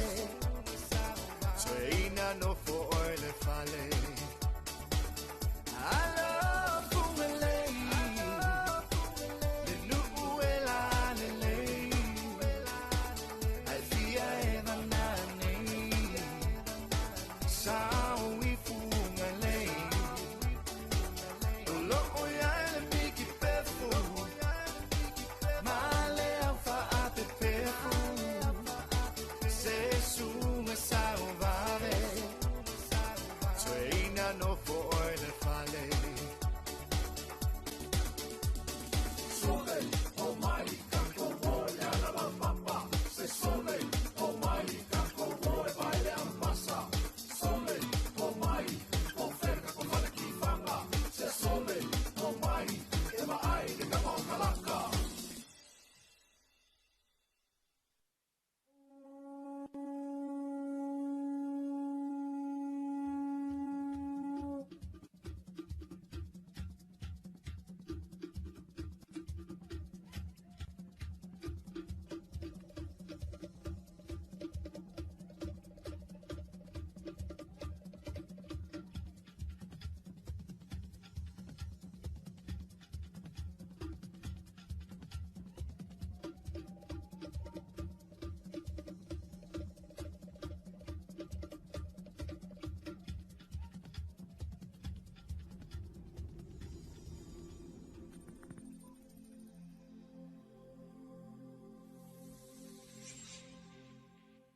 E toi whai talofa le tātou a tunuu, ai alo mai lua o se whapupunga o talafou mai vai whanua ua mai atu whaatasia, mō lau whaafafunga anga i tala tumua, ua vase le leina e muta i le teimi o tāpenanga e Samoa, mō le tauwanga mo se lale leo le Pasifika, ai ua alo tu nei lana tau sala filifilia lua felua lima lua feluono, le fionga ia ilinganoa whiangai mali iso timapu, e whatau nuu le isi le ana miti, o le tausinio i le fulatele a le Pasifika. I lana whaasoa i le whiloa inga matusitala, e le isea upinga silio na ia whaatuatua ina ia na sauniu ni ngā. Nei lo le mana o le atua lo whaavaya i Samoa, a toa ai malona tali tonu o ia lava i lona marusi anga, o se tamaita i Samoa, whapea fo i male lo to maulalo. Al fefel mea satani, ai o lo maua vea le loto maleanganga mawalalo mai le li o lo maua pele ma fana o na o lo iai fatasi mai pele mana o le li ai fa pele o le langlango ma lo sia nai o matua o nai o ainga fa pele ia le ono mea ma tangata umalava o lo tu mai o latou tau aua wā le whaamoe o loo anga ia tuai. Te le lava lango si o wainga, le fo iwa o mai ia na isi usum tuangane si o tina mai atunu e whafo wā ia le whaamoe ia le ngona lava le nganga whaftai. I tangata umalava e le ngata i o nuu o wainga si o e kalesia, ia e whaapea lava ia Samoa atoa o loo o tu mai lo latou whaamoe ngā fo i loo nei tangata whaatau wā ia whaftai. Oi tu waso whaape nei, e tuli mata ia I lava le lotu tasi o nei o tātou tangata, e ai uli mai tapu ai, ha o sanga I ane lana lupe whaalele I ona whaiwa whaatau sala. O no fauta I linga noa I le whelanua I o manatu ese o le a folasia I lunga o penga o whamatalanga, e pei ona ua maasania I tausanga watuna I. Ma I le avea yo se whaia o ngā, o le ngā o ia ma le whaautanga e whaafue eilu I tau nei, o se whaata ita inga le leilea mō tupulanga. I vaenga lautungi o le tauwanga. O loo alualu le lei pea ia tapenanga tau I lava whaftai ai ia le langalang malosi a whale ofu uma I Samoa nei o loo langalango ina le whaamoe ia o nisi o whale ofu leo mato ngalue whaatasi of course so far is creation o le leata o Nelly Samoa o Senopia ia manisi lava o isi whale ofu o maua atu I le nei taimi ai o tele lava ia nai pisinisi o loo alolofa mai a wata penanga ia ele mawhai lava se mea pe a whai se tangata to atasi so momoli atu al whaftai I pisinisi uma lava o loo alolofa mai a wale whaamoe. E ma le malusi o le whainga paanga a le Onomea Productions ma le kamupani telefoni o le DG Cell, a toa ai ma le pūlenga o tangata ta whawhau mai mua mai whafo, mo le whaamoe o le atu wa a toa I le tātou tausala I le wawea o ana nei. Ha o lumana I fo I le tauwanga, na whaafetai I linga noa whiangai maali I so tima pu le tausala le Pasifika I le taimane nei. Le fionga ia tauwhai le matangi li tara Jeremiah Allen ona o lana wha malusi au. E le imautinoa mai leo whai o le au malanga, ai o le tūlanga mautinoa, o le a whaia e le atunu u atoa le whaiva o whepo, ina ia taule ai o le lale leo Samoa. E toa fitu te maitai o le atau vai le tauwanga le Pasifika le nei tausanga, e o fiai le sui tauwa mai Samoa, o le sui mai fiti, o le sui mai tunga, o le tamaitai mai Papua New Guinea, o le tamaitai mai Amerika Samoa, o le tamaitai mai Kiribati, whaapea ai ma le sui mai le atukuki. E tu sa ai whaamomunga le tamai I atasa te rite le tau, o loo atangi ai le ta o tamamau I saute o se vaenga whaatupula I o whetaya ingo sa vili mati munga. Maafua ai o na wa aia swinga maari o le tau I lunga o Samoa, e iai le whaamumue o le alava winga loloa o le tau, e whaawau na nga I mamau atu I saute, ai peitai o se whetaya ingo sa vili mati munga o loo anga I mai se sae, e ono au maia timu e mamafa ai puu ini seo taimi, whaapea nei wila mawhai te tili, whaatasi ai masavili e whaatau tau ini seo taimi, I lunga o lauwhanua uma o Samoa I lea so, sa ia o atu I lea sato na I o lumana I nei, o lea e iei lea vanua ia awhia I waitafe, manofanga maula lalo I lo lunga, o ia tūlanga e whaamarusi ai pia whautuanga mo timunga mamafa, ma lo lunga mo lauwhanua uma o Samoa, e mamafa timunga, ua oa mase e awala I no fuanga maulunga, e lo lawai no fuanga I tafa te whaala, e ono iei ele solo whaapea lo longa I waitafe mano fuanga maula lalo. E whaata utau sa vili, I teimeo timunga mamafa. Talo mai le whanutanga a matar polo ke tiri nei le tausanga wumbai, ua tele ngā ruenga, suenga, ma whautanga inga ua whaatino ina I remtanga ruenga o whaatoanga ma whainga whaiva, whaatasi ai ma le FAO po le whaala putunga o tau mawha I le langi, atoa ai maisi o fisa tala whengai, e whausi ai se polo ke te o ngatasi ma fuafuanga le malo, e tali tonu I mana onga o le vaenga tau whaatoanga inu I tua, o le whanutanga la sa whaatau tai le vai asu nei se la asanga ta watele, I le whaamoni o ngā ruenga, o le tala whengai, ma le mawhai o ne whaatino ina o le polo ke ti e meise o le lava ta pena, mo le whaatino ngā loa I o ngā ruenga. O loto mau pea le whaamuamua ma le whaata ua ia tina e tau whaatoanga, a wā le whatu lea o le tamau a inga o Samoa, ma o le a fo I lea o le tātou ola soifua ma loloina. Ai peita i o lo fia ngai pea le vaenga o whaatoanga malu i tau e peona fia i o swingo le tau. Ta pula ai le whaateleina o loanga o si, whaapea swinga i whainga o tau mawha mamaketi, ua avea lea maala ua le peti ai, le soifua manuia o nu uitua. O ngā ruenga whanga solo mai le amatanga sa ia o le whaamoninga, ua atangi ai le ngā rue whaatasi o paanga, whaatasi ma whaala putuputunga, i Samoa nei mo le tu tau mawha. Tātou telefona mo le nei vaenga le aso manu e telefua whanga whenga i ma le atunu u.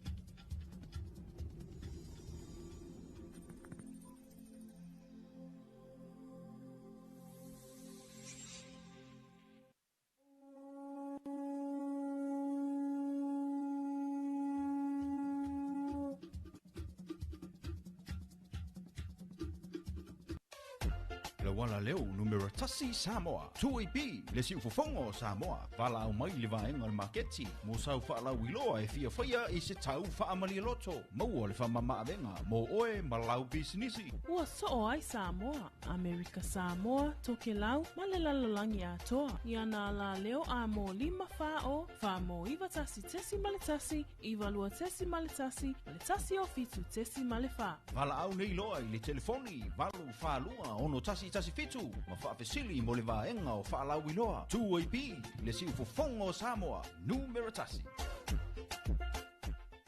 Le polka la me lo ofisio komisio ngā ruenga le malo, le Talofa ma le laufufonga fia. O le sini au tu o le whaale leo o nanga ina ia vave ma atu tono le whaatinonga, ma ia whaia ma le laufufonga fia. Ia whaataua ina le whaale leo o nanga lau tele, ma ia wha malo sianga tau sile tangata whai ngā ruenga uma le malo, ai maise teime tau tuai mo le malu o le atunu. Ia mata ata ma wha alo. Ia whaataua ina foifina ngalo whaalia, ale ma malu o le atunu, e alai pepa fesili ma le ngaru e whaatasi ai, ma le mamalu lau tele, o le nau ta inga, ina e tuina atu se au nanga ma le lau fufonga fia, ma le wha maoni, e wha mani e ina e so se tasi o le mamalu le atunu, ilona vave, ma le lei ato otoa, ma o nei swinga uma, e a matamai ya oe, wha ma ite swinga le lei, Talofa, ma le lau fufonga fia.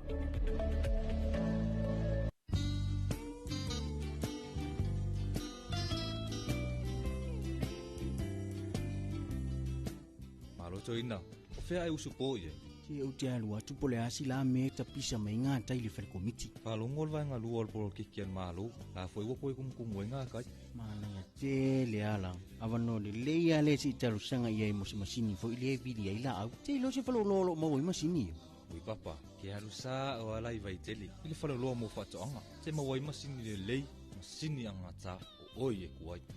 Te le lava, o te alua tu lai le whare komiti taru sanga ia. No ti elo le i vai tele se i mata i e masini.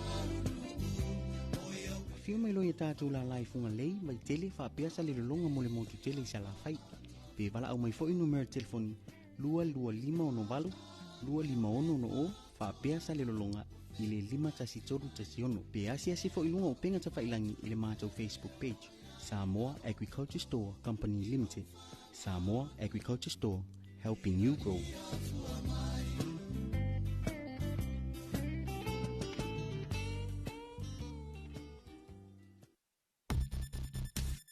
Puinga o afianga o le pesi ai o le whaamai o le tenki fiba. Ia matua whaatamaia no whanga uma e tautu ufua mana no whainamu.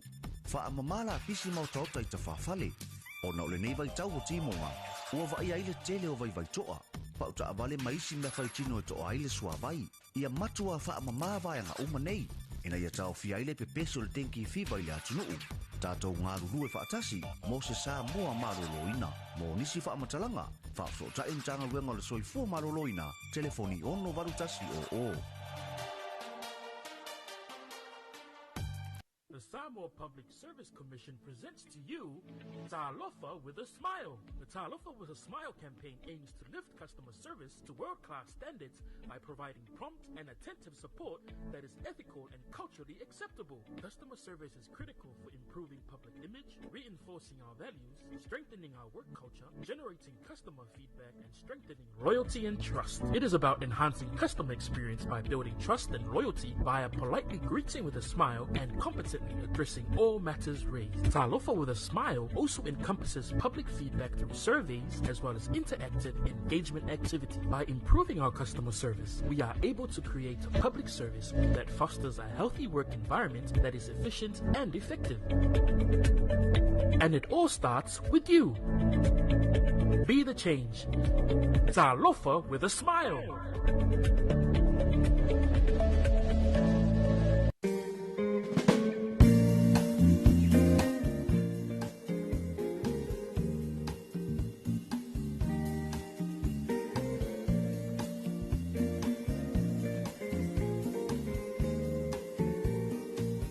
Mai fa fonga le tanto man tunu ile to fa salawi no tanto tan la fo ya before yon samniam tampe na tu fantasia ya mawina to le sunga ya matau aina isa ako ya ole vaenga tan la fo mai vai fanua la wala le ole si fonga Samoa ya le tu ipi ya ni fo ita yao le wa se fulma le 5 minute wa te ai le tula ya balu el tal tununga ya o lo o fa pena la bona usule to tele ya ambise fo ya o le matalia fo ya tu manga nga wa oisi ya la wa fa pena fo iona mafuta mai fale finga luenga ya wa ye fo ya itu fo mo favor o le ni fo ya su reile ya fa malo atu ya le tato o danga ya misi foi tato wala de oile nei foi vaenga o le taiao ya pe foi ya ona ta ua tato tala fou ya ua ta pena le te usala o le Pasifika oile tau vanga o le te usala o le Pasifika le ala mo ta pena ya le te usala o Samoa le te maita ya ilinga noa whenga i mali i soti mapu le ua whapena ona whapaleina ya avea ma tau sala o Samoa ya ile tau fanga o le tau sala o Pasifika le faia ili tu tonu o fiti ile vai so fo le amatalia la suma tonu ma suma fa le la vo ile fo fanga e pe ya o le ale o nei ya po tai ao ya po ani fo le va vea te vo se e va pena ona tu uai le ta tau sala o Samoa ya lo tatu wa tunu e me se fo lo na ava ya anga e tu foi fiti ya il te vanga telelia ya ole te vanga se lingo le lali le o Pasifika ya fa pena ona tanto talo ya tap tap ya foi faiva ale fionga ya ilinga noa ya o tap nai ya molan te vanga le nei ya wa foi ya wa le fingo fie te vanga fa pena ya wa te fai tau va uma ya te sala mala le o Pasifika e fa pena ona bo wa ya mala te umia ya le pan le foi le ya tanto talo pe e va pena ona manuia te mfainga ya ale alo foi le na Samoa fa fi atu le foi pesal penino tia fau ma le fa fi fianga sa pesui ya wa foi le nei tai au sful ma 20 minute o te ai le tu lai valu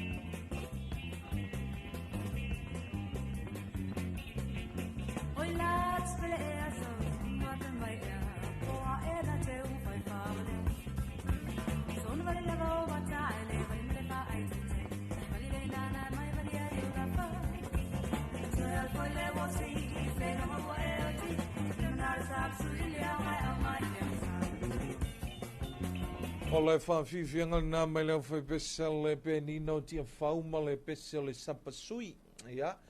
leo a losu malua minutia wa te aile i tū la e valu. Ia ile nei fwoi tai au, ma tango fia la vai o le nei aso. Ia, mai me se fwoi o le whai unga o le nei vai aso. Ia, ile whianga e fwoi o le tātou wantunu. Ia, ma tiu te fwoi mga luenga. Ia o le nei fwoi aso. Whareile, vi ia le tua. Talofa lele, thank God it's Friday. Ia pe foi ona ia ile nei foi tai. Au fia e fai loa lewa mafatasi. Ia mal to fai ia pol fitelenga ia fotia. Moi ona folsa ia ile nei foi vai ngole tai. Ma no se fo manu ia fotia wa me yo nei tai au. Ba lo la vale se fo ma wa ma langi ma mai la sunga to into pai. Ia ti voi. TGIF. Yeah, thank God it's Friday. Yeah, sa le ya. Awa tele le tatu ai fo le stories o in Facebook to tele ka ko le initials nga. Initials nga. Ia, if I tell you tu le tatu in le safarili. Ya, ma luka e ole iso. Ya, ole tu langa monia ai. No fa pe ai o se tangata fo ile samarianga le le. Ale tati fa fo ia ala wono le ia. Ala fa fo ia ta. Misiluki. Io la chi. Ele yo mai, ele yo mai. Ai ole bella lu fa tu. No fa pe ai ala se vali mai fo ile ma se manu le tai au. Tu langa fo ile. E fa pe non fa Sofia ile se usa tangata. Ia tel tono le te tali tono ile mau fo ile. Elena o mea ai o lai tangata e moni e sa. Sa ona le ia le tala na. Ia se vai nga foi tau na pupuni mai ai lau tala na mo mai. E a mai tai ao ia male usu mai fo i funtia. Ia. Mana ia. Ia o le fo isa angai mai le abala ia faisina tulang foi le susu le wala tele ia ono le sa I foi nei timu ngal po man nei va vea. Ai o le sa malanga tuina il market fungale.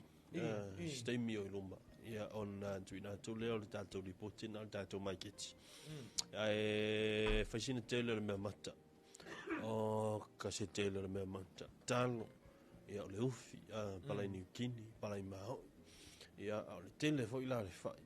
Ia fuala ia te mile na matu tanu ai o. Ia ma te on tele taita ia le tai au. Ia a ua leva on le tumu le tato market. Ia o la sfarila nei. Okay. Tato li potila na se te mi luma lo ngalu le fingal. Ia on tuina mai le wa fo ile mai mo le fa fonga le tato tunu tulanga ia ile tato li potila tato market. Ia fa malo wa tonu se te mi fo ia mai mo ma fa fonga le tato tu ia wa tulanga na wa mo o mai ia le to tele o nei o tato tanga tu fo ia ile tele male no ai o fu fa ile le anga fu ia o le mele so le o kena na maka valu iva sfuru kalo e kano lu sfugala lu sfutala ia o le sfulu talona le lu sfutala o le uli ia nga ia tola vai lunga ile sfulu lu sfulima fu la vai le la po a tanto talo la lampo ia tolu le fa lima fiololo ia tatu o fa sfutala a lesi vai nga le o mai tau fo ila o mau inga ta ia o fuala o foi tau famata po fruit foi ten tatu fa mo mai fafo pe o le dragon fruit o le me o le ulu intia fa pe ina me le ulu intia o le me o le fruit e tau mafa foi le pe apula i tonu o na ano ia mai si tu ainga se wangalo ya ile ngo le si fruits o le moken e pole ai ngo le kamalang mu na ia o le laiki ia o le ji o le vai nei ia pe o le laule o le ngol lau o le kalako ia kalako dragon fruit a war mele elo mo sa elo so fa sa mo wa per melo so le haki kilo kule ngeila I awapi o te meti na iti lanto videos fui o mai tau uma ia meanga ma mo meanga o dragon fruit ma ai ele tau ngo fie ho la fuala ia fa pe o e fa isa tonga la pe o ka ma o fa so e felan tonga la fuala e piano tashi ala ilu mo fa ele tai no te me fua fuala e va pe o e fa isa tonga la una ia pe ati tiro la ia il taula il market sfuru I vatala sfuru lima tala le te tamara ki volia ia lo winga fa isa tonga la fa pena lima au fua o le dragon fruit ia fa tau I sfuru iva ia o mawala o se la tela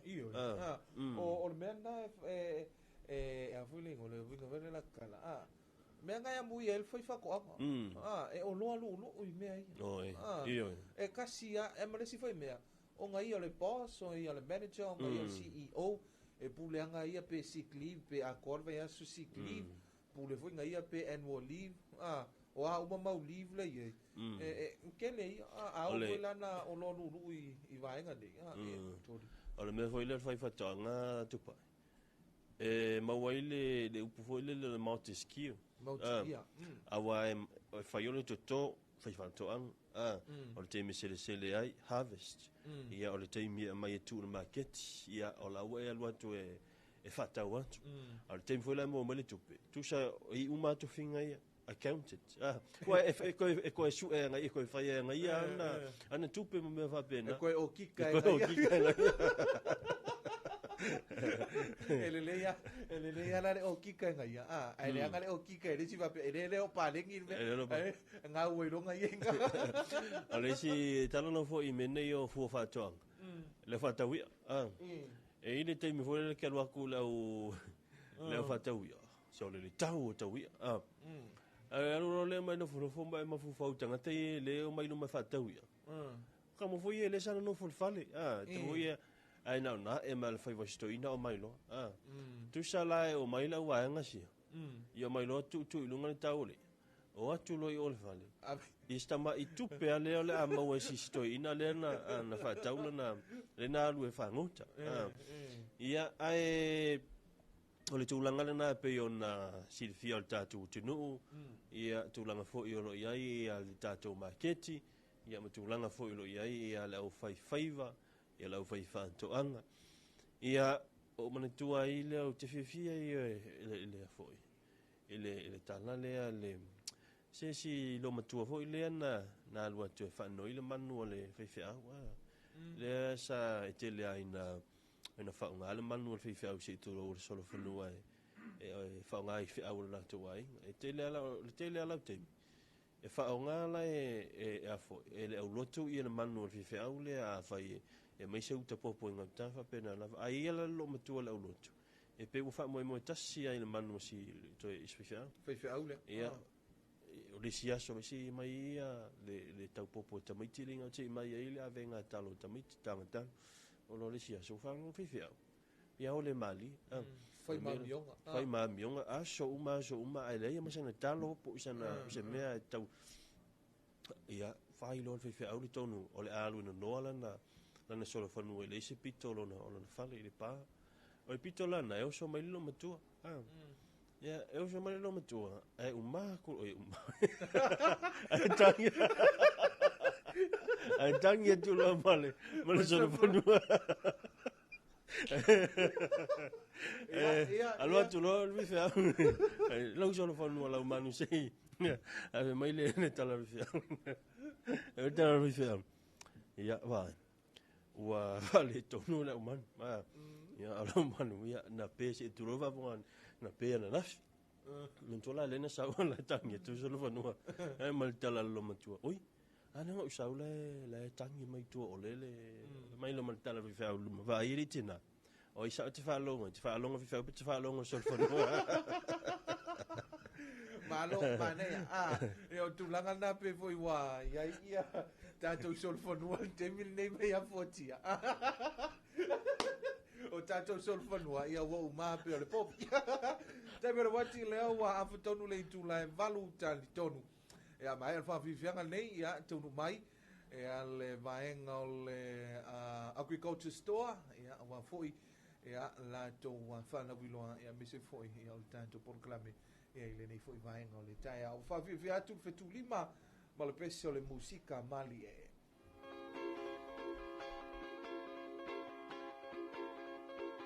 Musica mali awe fefe mana ya sivae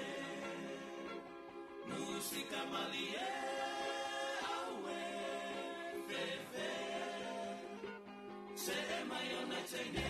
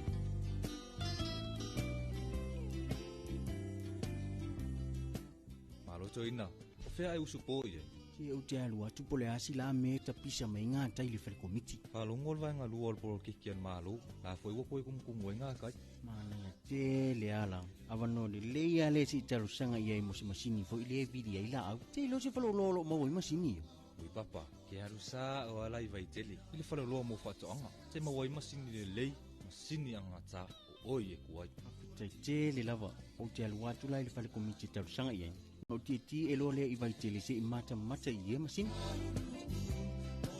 Fiu mai lo ia tātou la lai funga lei, mai tele whapeasa le longa mo le motu tele i sa la whai. Pe wala au mai fo i numero telefoni 225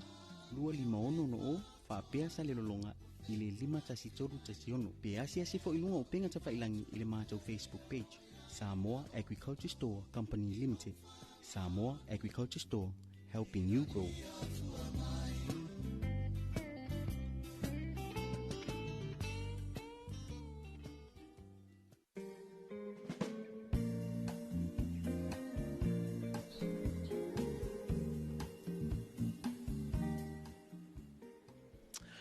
Toi Talofa tu i le whaafonga mo le mai mo tāpua i le tātu tinu i le pui vanga le tai au le tāu le sforile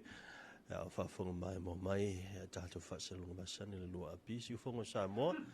ia wa foi ia le tātu pukalame ia pēra masini ai le Talofa Samoa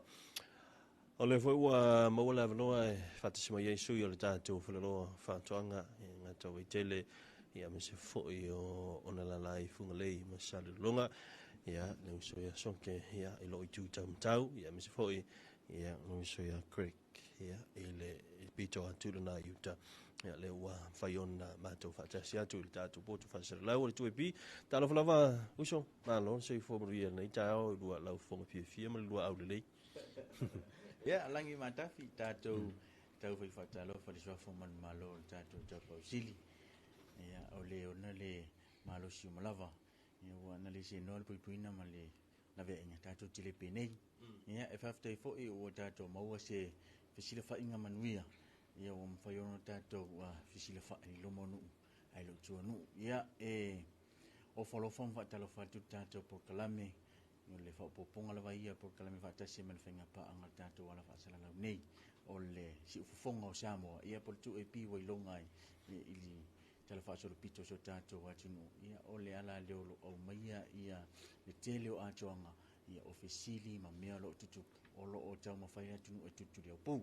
ia a o le neita e au ma le aso lau fionga te ta e porkalame ia o maasa vani mai ia o se vaenga fo e mole to se whaptai whale a o company le purisili ma le malo lana pulenga ma lana au whenga luenga lau fonga fia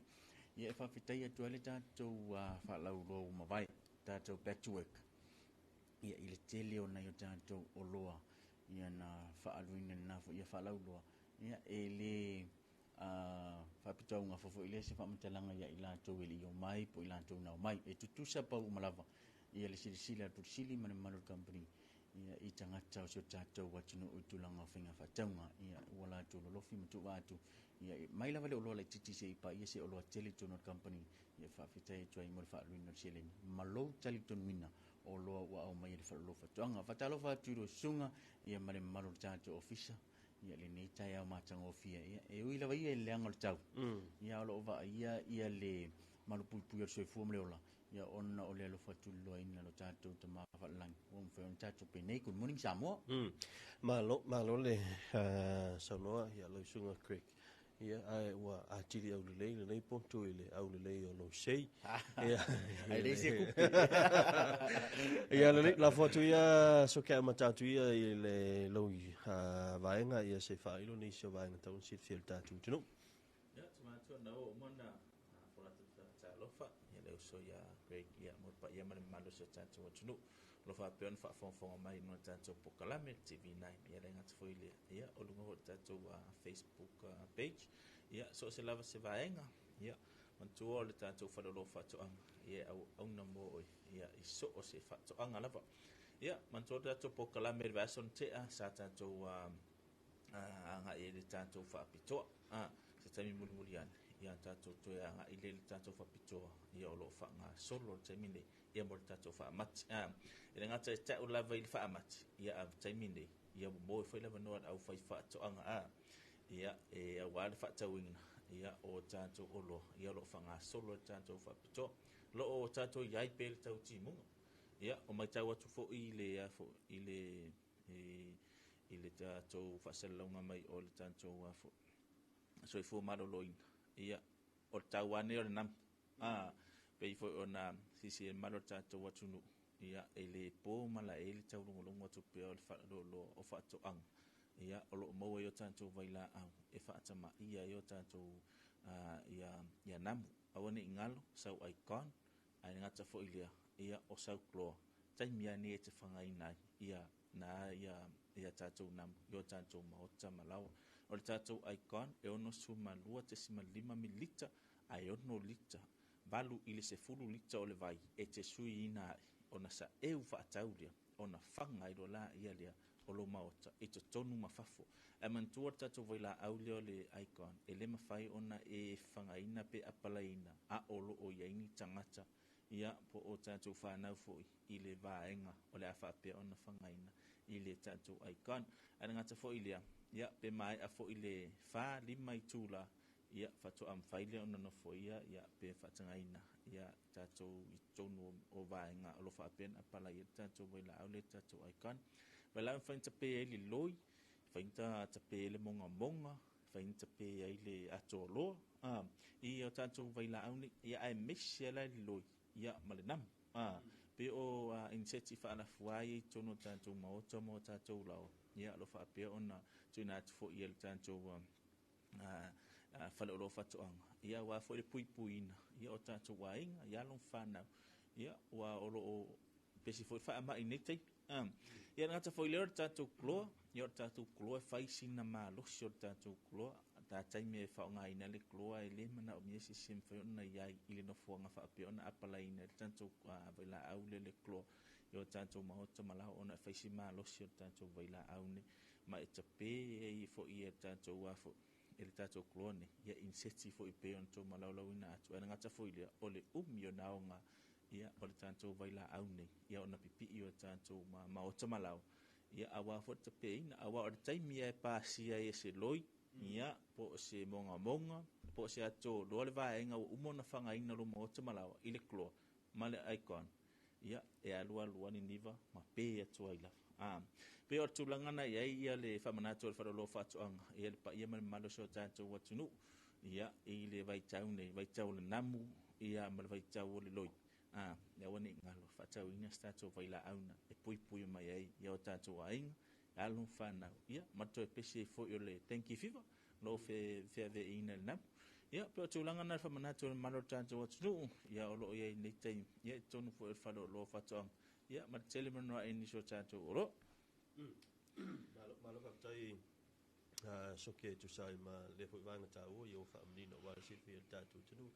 ia bangna isi si vanga si fa poi quick ia kon ko pi tu no ta wa fa ma e wo tu ta pisa ni so ta tu a o le tala e fa no no ai o ma wo so fu me lo ia o le fa manatu la vai e va tu e so tau au fa ta si male o nanga le so fu ma lo lo e sili le pupu ia nei lo te tu futia o le te mine wa tau nanga lu e inga ia vaenga uma o lo ova ia le tele ma tau tu fu ele nei manu no ma wo se fu mle a tau tu tilo vo ile man e se le ti tim fa tau va le vai a onga ma fa fita u le no tu pu ma ye ma afianga ia e matua i tele atu se me tu pu atu ina yo tatu langona ia ma o le va inga u fa no no pe no ta o ma se fu mle ia o va nga uma ia o lo wa maua tele lava matuto ia le stock ka fa lo fa tonga ia wa le tine ia le nei fo ia man ia pole nei inseti o lo fe ave ia fa mai ia le ngata la il tato vai la o pino ta u ia a o lo ia le tato mosquito trap ia pol tato mia to tinoni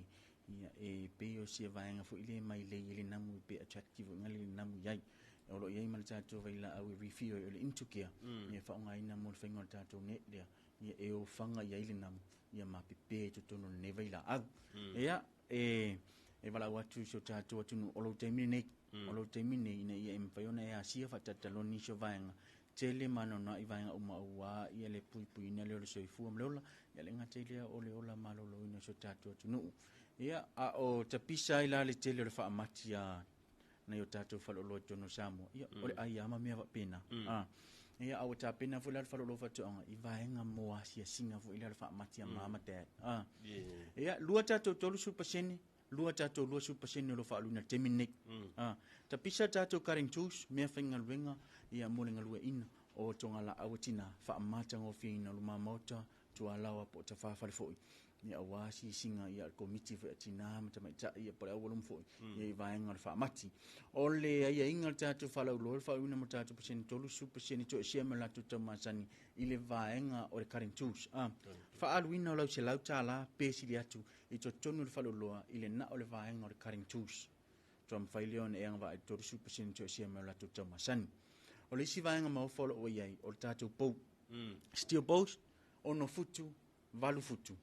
ia le ume tatou po taftor fo ia mo le faingo tatou pasi o me ino fanua ia po mo te fo i po le ala vala watina e lo tau mata ma le atina o longa na ia tolus fut paseni ua to esia mai o latou tau masani e lo ia ia tatou steel post o tatou tolus fut paseni na lua o le tatou lua fut paseni mo le vaenga o pa po waia pa mo pa povi pa oti pa mamoe ma le waia tala mo le povi lua se furu paseni o lo faatauina ia tatou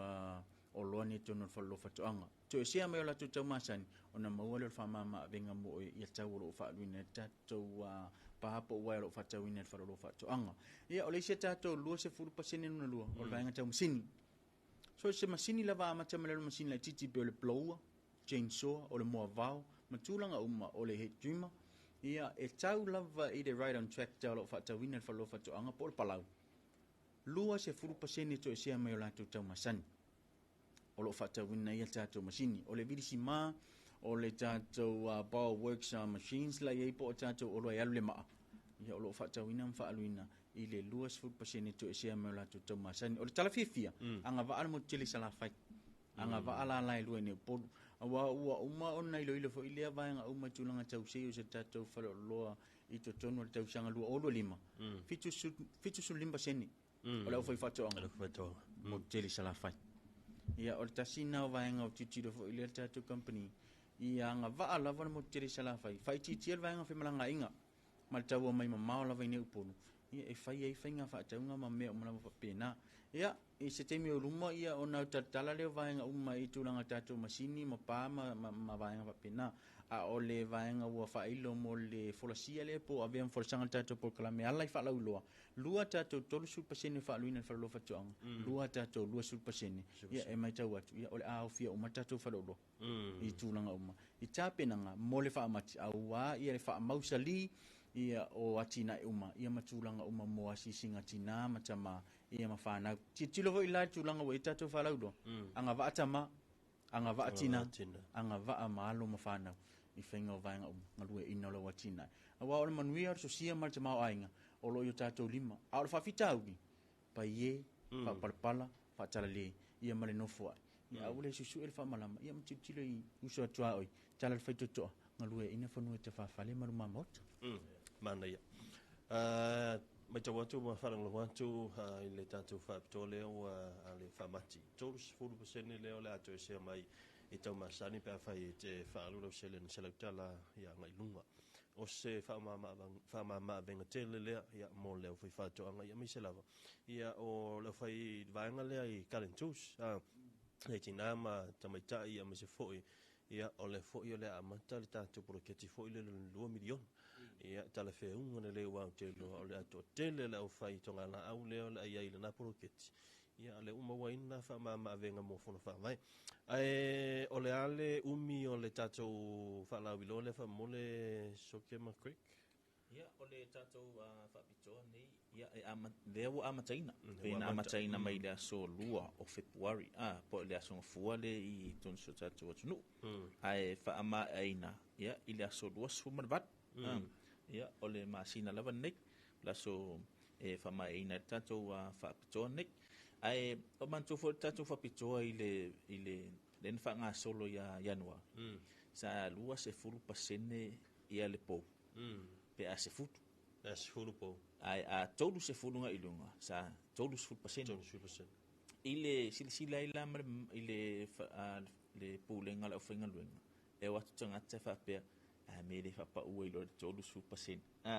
Ya na watu fo ina fe au tono le vaenga ya pon ma vaenga. Ya mato ilo ya mato ina to fo isi talo sanga. Lea ua pa u wala wata taupo ilalo ile tolu 10%. Ia mol mana onga lava ale malo so tanto watu nu awala ne ngalo e mato te tali atu I mana onga o so tanto watu nu le ua tolu 10% ua fa pa uina ile tanto po ya pei fo fa tatu sanga ina afa pe na te fa ngolongo mai lunga upenga ta failangi ia po watu nu mamau ale fia fai ia se te pa mo manu pa langi ia po me toa lo a stoainga ia mafai lava ona fa so ta ia tu fa lo ma e faile au fa tau lo na e fa longo I por kalambe e tatu por kalambe ia fa lo fa toanga ma lo api ia o lo fa anga solo tatu fa pitona pen to lau inatu au ane ngalo ia o tatu fa pitona e fa mai aina ia I de va somun ia o masina nei ia mo fa mati mo fa la no la fa toanga e fa pe fo on tu va mai ia war fa ngo fa tonga to te li mai le tu fo io le tatu masini pe on to lau inatu le ele afo ni le deuso ya great ia pe tanto mo vauna mo vauna e mafai ona e feli uliwa inga e fena ti ai mo ile vau ia wa ese ia la popo o mo vau fast fu malua inisi o le tau masani e lua se fulu tasi afi ai o temila nei wa e fa tauina wa se fulu ono afe valu se la te le ia se pau lo fa pa uina ia mo le mamalu o le tanto watunu le sitato mo va I luna tu lona la po fast food ono inisi sa lua se fulu fa afe wana o le se fulu iva afe lua se la le o fa tawina temine le sitato mo va o le right on more lima se fulu inisi lua se fulu fa afe ia na o le se fulu iva afe le o fa tawina mo le malo so tanto watunu ia o si la mai ile te le o le tupe e afo e fa pe ona sefe mai ile tatou fa pitone ia e fai tau afe fo le tupe pe ai fa tau ina o tatou mo vaone e fa pe ona sefe mai ile fa tau ina ia e mai ona tau masan ia le ngata foi le ia o tatou generators lo fanga solo tatou fa pito ai taimini pe ila fa te inga tatou wa solo inverter generator le 3.5 sa e fa afe lo fa tawina ana o tolu afe lua se la lo fa tawina I le taimini ia o tele na fo e tele mana no tanto o lo mo tanto masini afa pe fo se masini sa e mana o ia ina masina te po tau sanga te le alu atu le ia sini mai le tau ta pe lo fe tau malo packet le ala o fe tau ile il tanto fa piton le lua se fulu paseni e to se mai ona tau masani mantua o le tuo tanto wa solo ia mantua ta o le solo ta o le brand le o le solo ia na le fa le lo fa to anga la ben fa fa tawina ia I le tu ai ngol solo I so o se masini le ngata I fanga vao ia o le tuo tanto generator ia maniso tanto masini ia o tu ina mai ia le tanto solo na ta foi le te mano e tanto masini lua se fulu paseni o to e se mai ron tau masani ma awane misi lo vanoa ia ne maro tanto watunu ia I tanto fa pitona lo fanga solo terminate ia le ngata foi le o le tuo tanto fa to po le tuo le au fai tonga la au ia o lo fanga solo tanto tolu su paseni ai mana tuo e se lauta la na ilunga lo fa tau ia fa to ai anga va alia ia I tolu su paseni ia mantua se lauta la lo fa tau ia to se to su paseni ia na fitu su ta la tongina ia mo le malo tanto watunu ia pe o tu langa na lo ia le tato fa pito ia mantua tele mano ia tato lo ia e uti fo tato tai to malaulau ina I tato lo ai pe o se vaenga na mo sila fia malo tato watunu ia o lo fanga solo taimine ia I tato fa lo o le vaenga tau la o lo ia tato fa la lo le o le tato fa pito le ma ia mo le tato fa matile o lo manei wa o le machine fo ia le tanto fa mati de lo e kalesia falanga tu ile tu lang foi leo ia tanto o lo foi mo la fai fa to anga o la lava e mau le tanto o so foi le se puling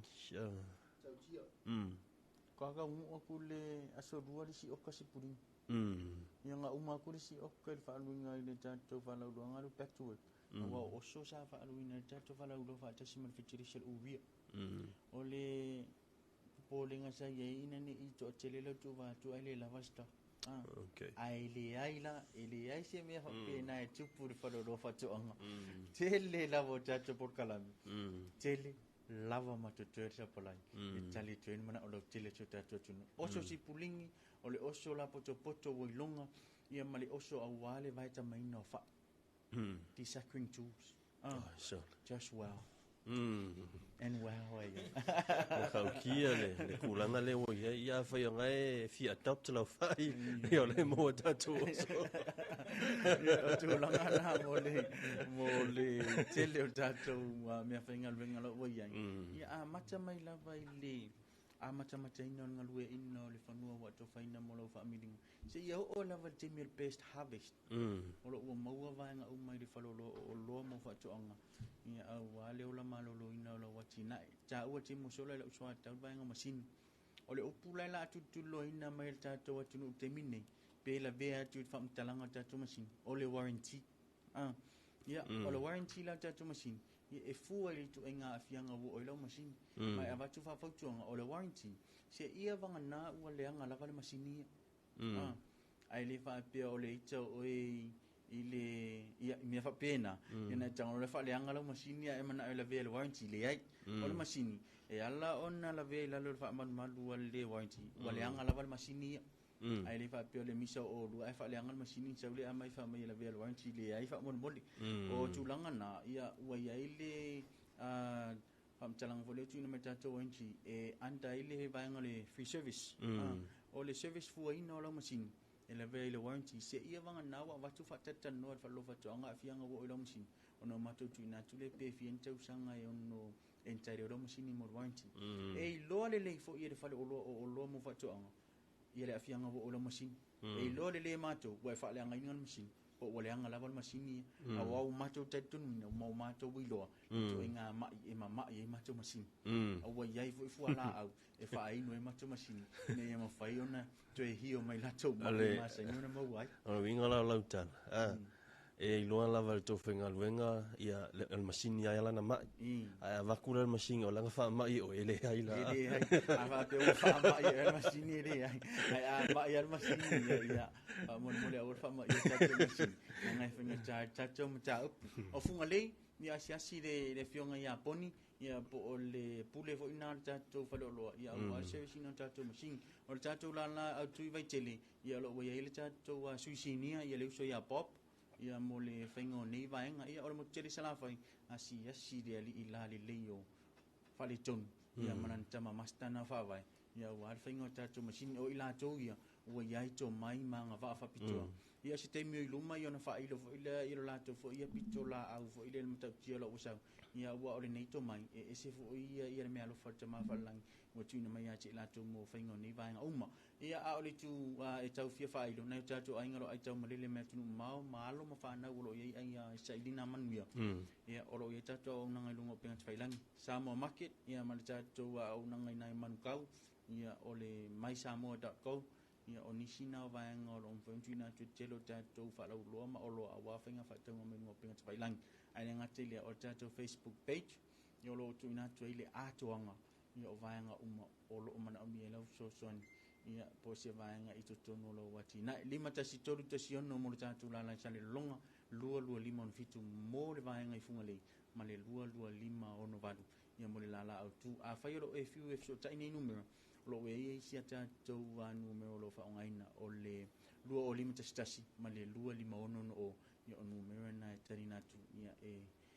alofa tu e fo i nisio vaenga lo e mena o mia so soangia tau lava ia ni te wei se si vaenga me lo so tau ia mea te nei pa manu ia tele lava le aso i leu tama le tai leu du fale ma le fafo i lava singa uma to mai manga va wa to fita to te ngalu ai ia e fa manu ia te fo ia te o tu la e fo ia i nei aso wa tau to ina so tato tunu ia mea te mau nei to fa ia Samoa manu ia le aso ia ole na wa tau lunga mai le tato whalawiloa mai le tato whaleloa ia o whatoanga ia pe on mai mo mai ai ma se sil mai o tātou tino o le ngalo o le wa mata ia tātou fa la milo tau su pesene ia ma le lu su pesene ia mo ila to ho ia I tātou fa tole tau su pesene ia se lauta la nga ilunga mo tātou karin tools ia ona e va lea ia me tua o la stona ila so lus fu vanu masina nei tau lungai ia na foi fa toa ia tau ona fa mawani lau kale na yo vave foi la lu aso ia ona masina la to ia manu ia to enga ia so ang le foi le tua I foi um tiute ia ala uso nei ia me se foi il pulenga fa lo fa to anga tatu to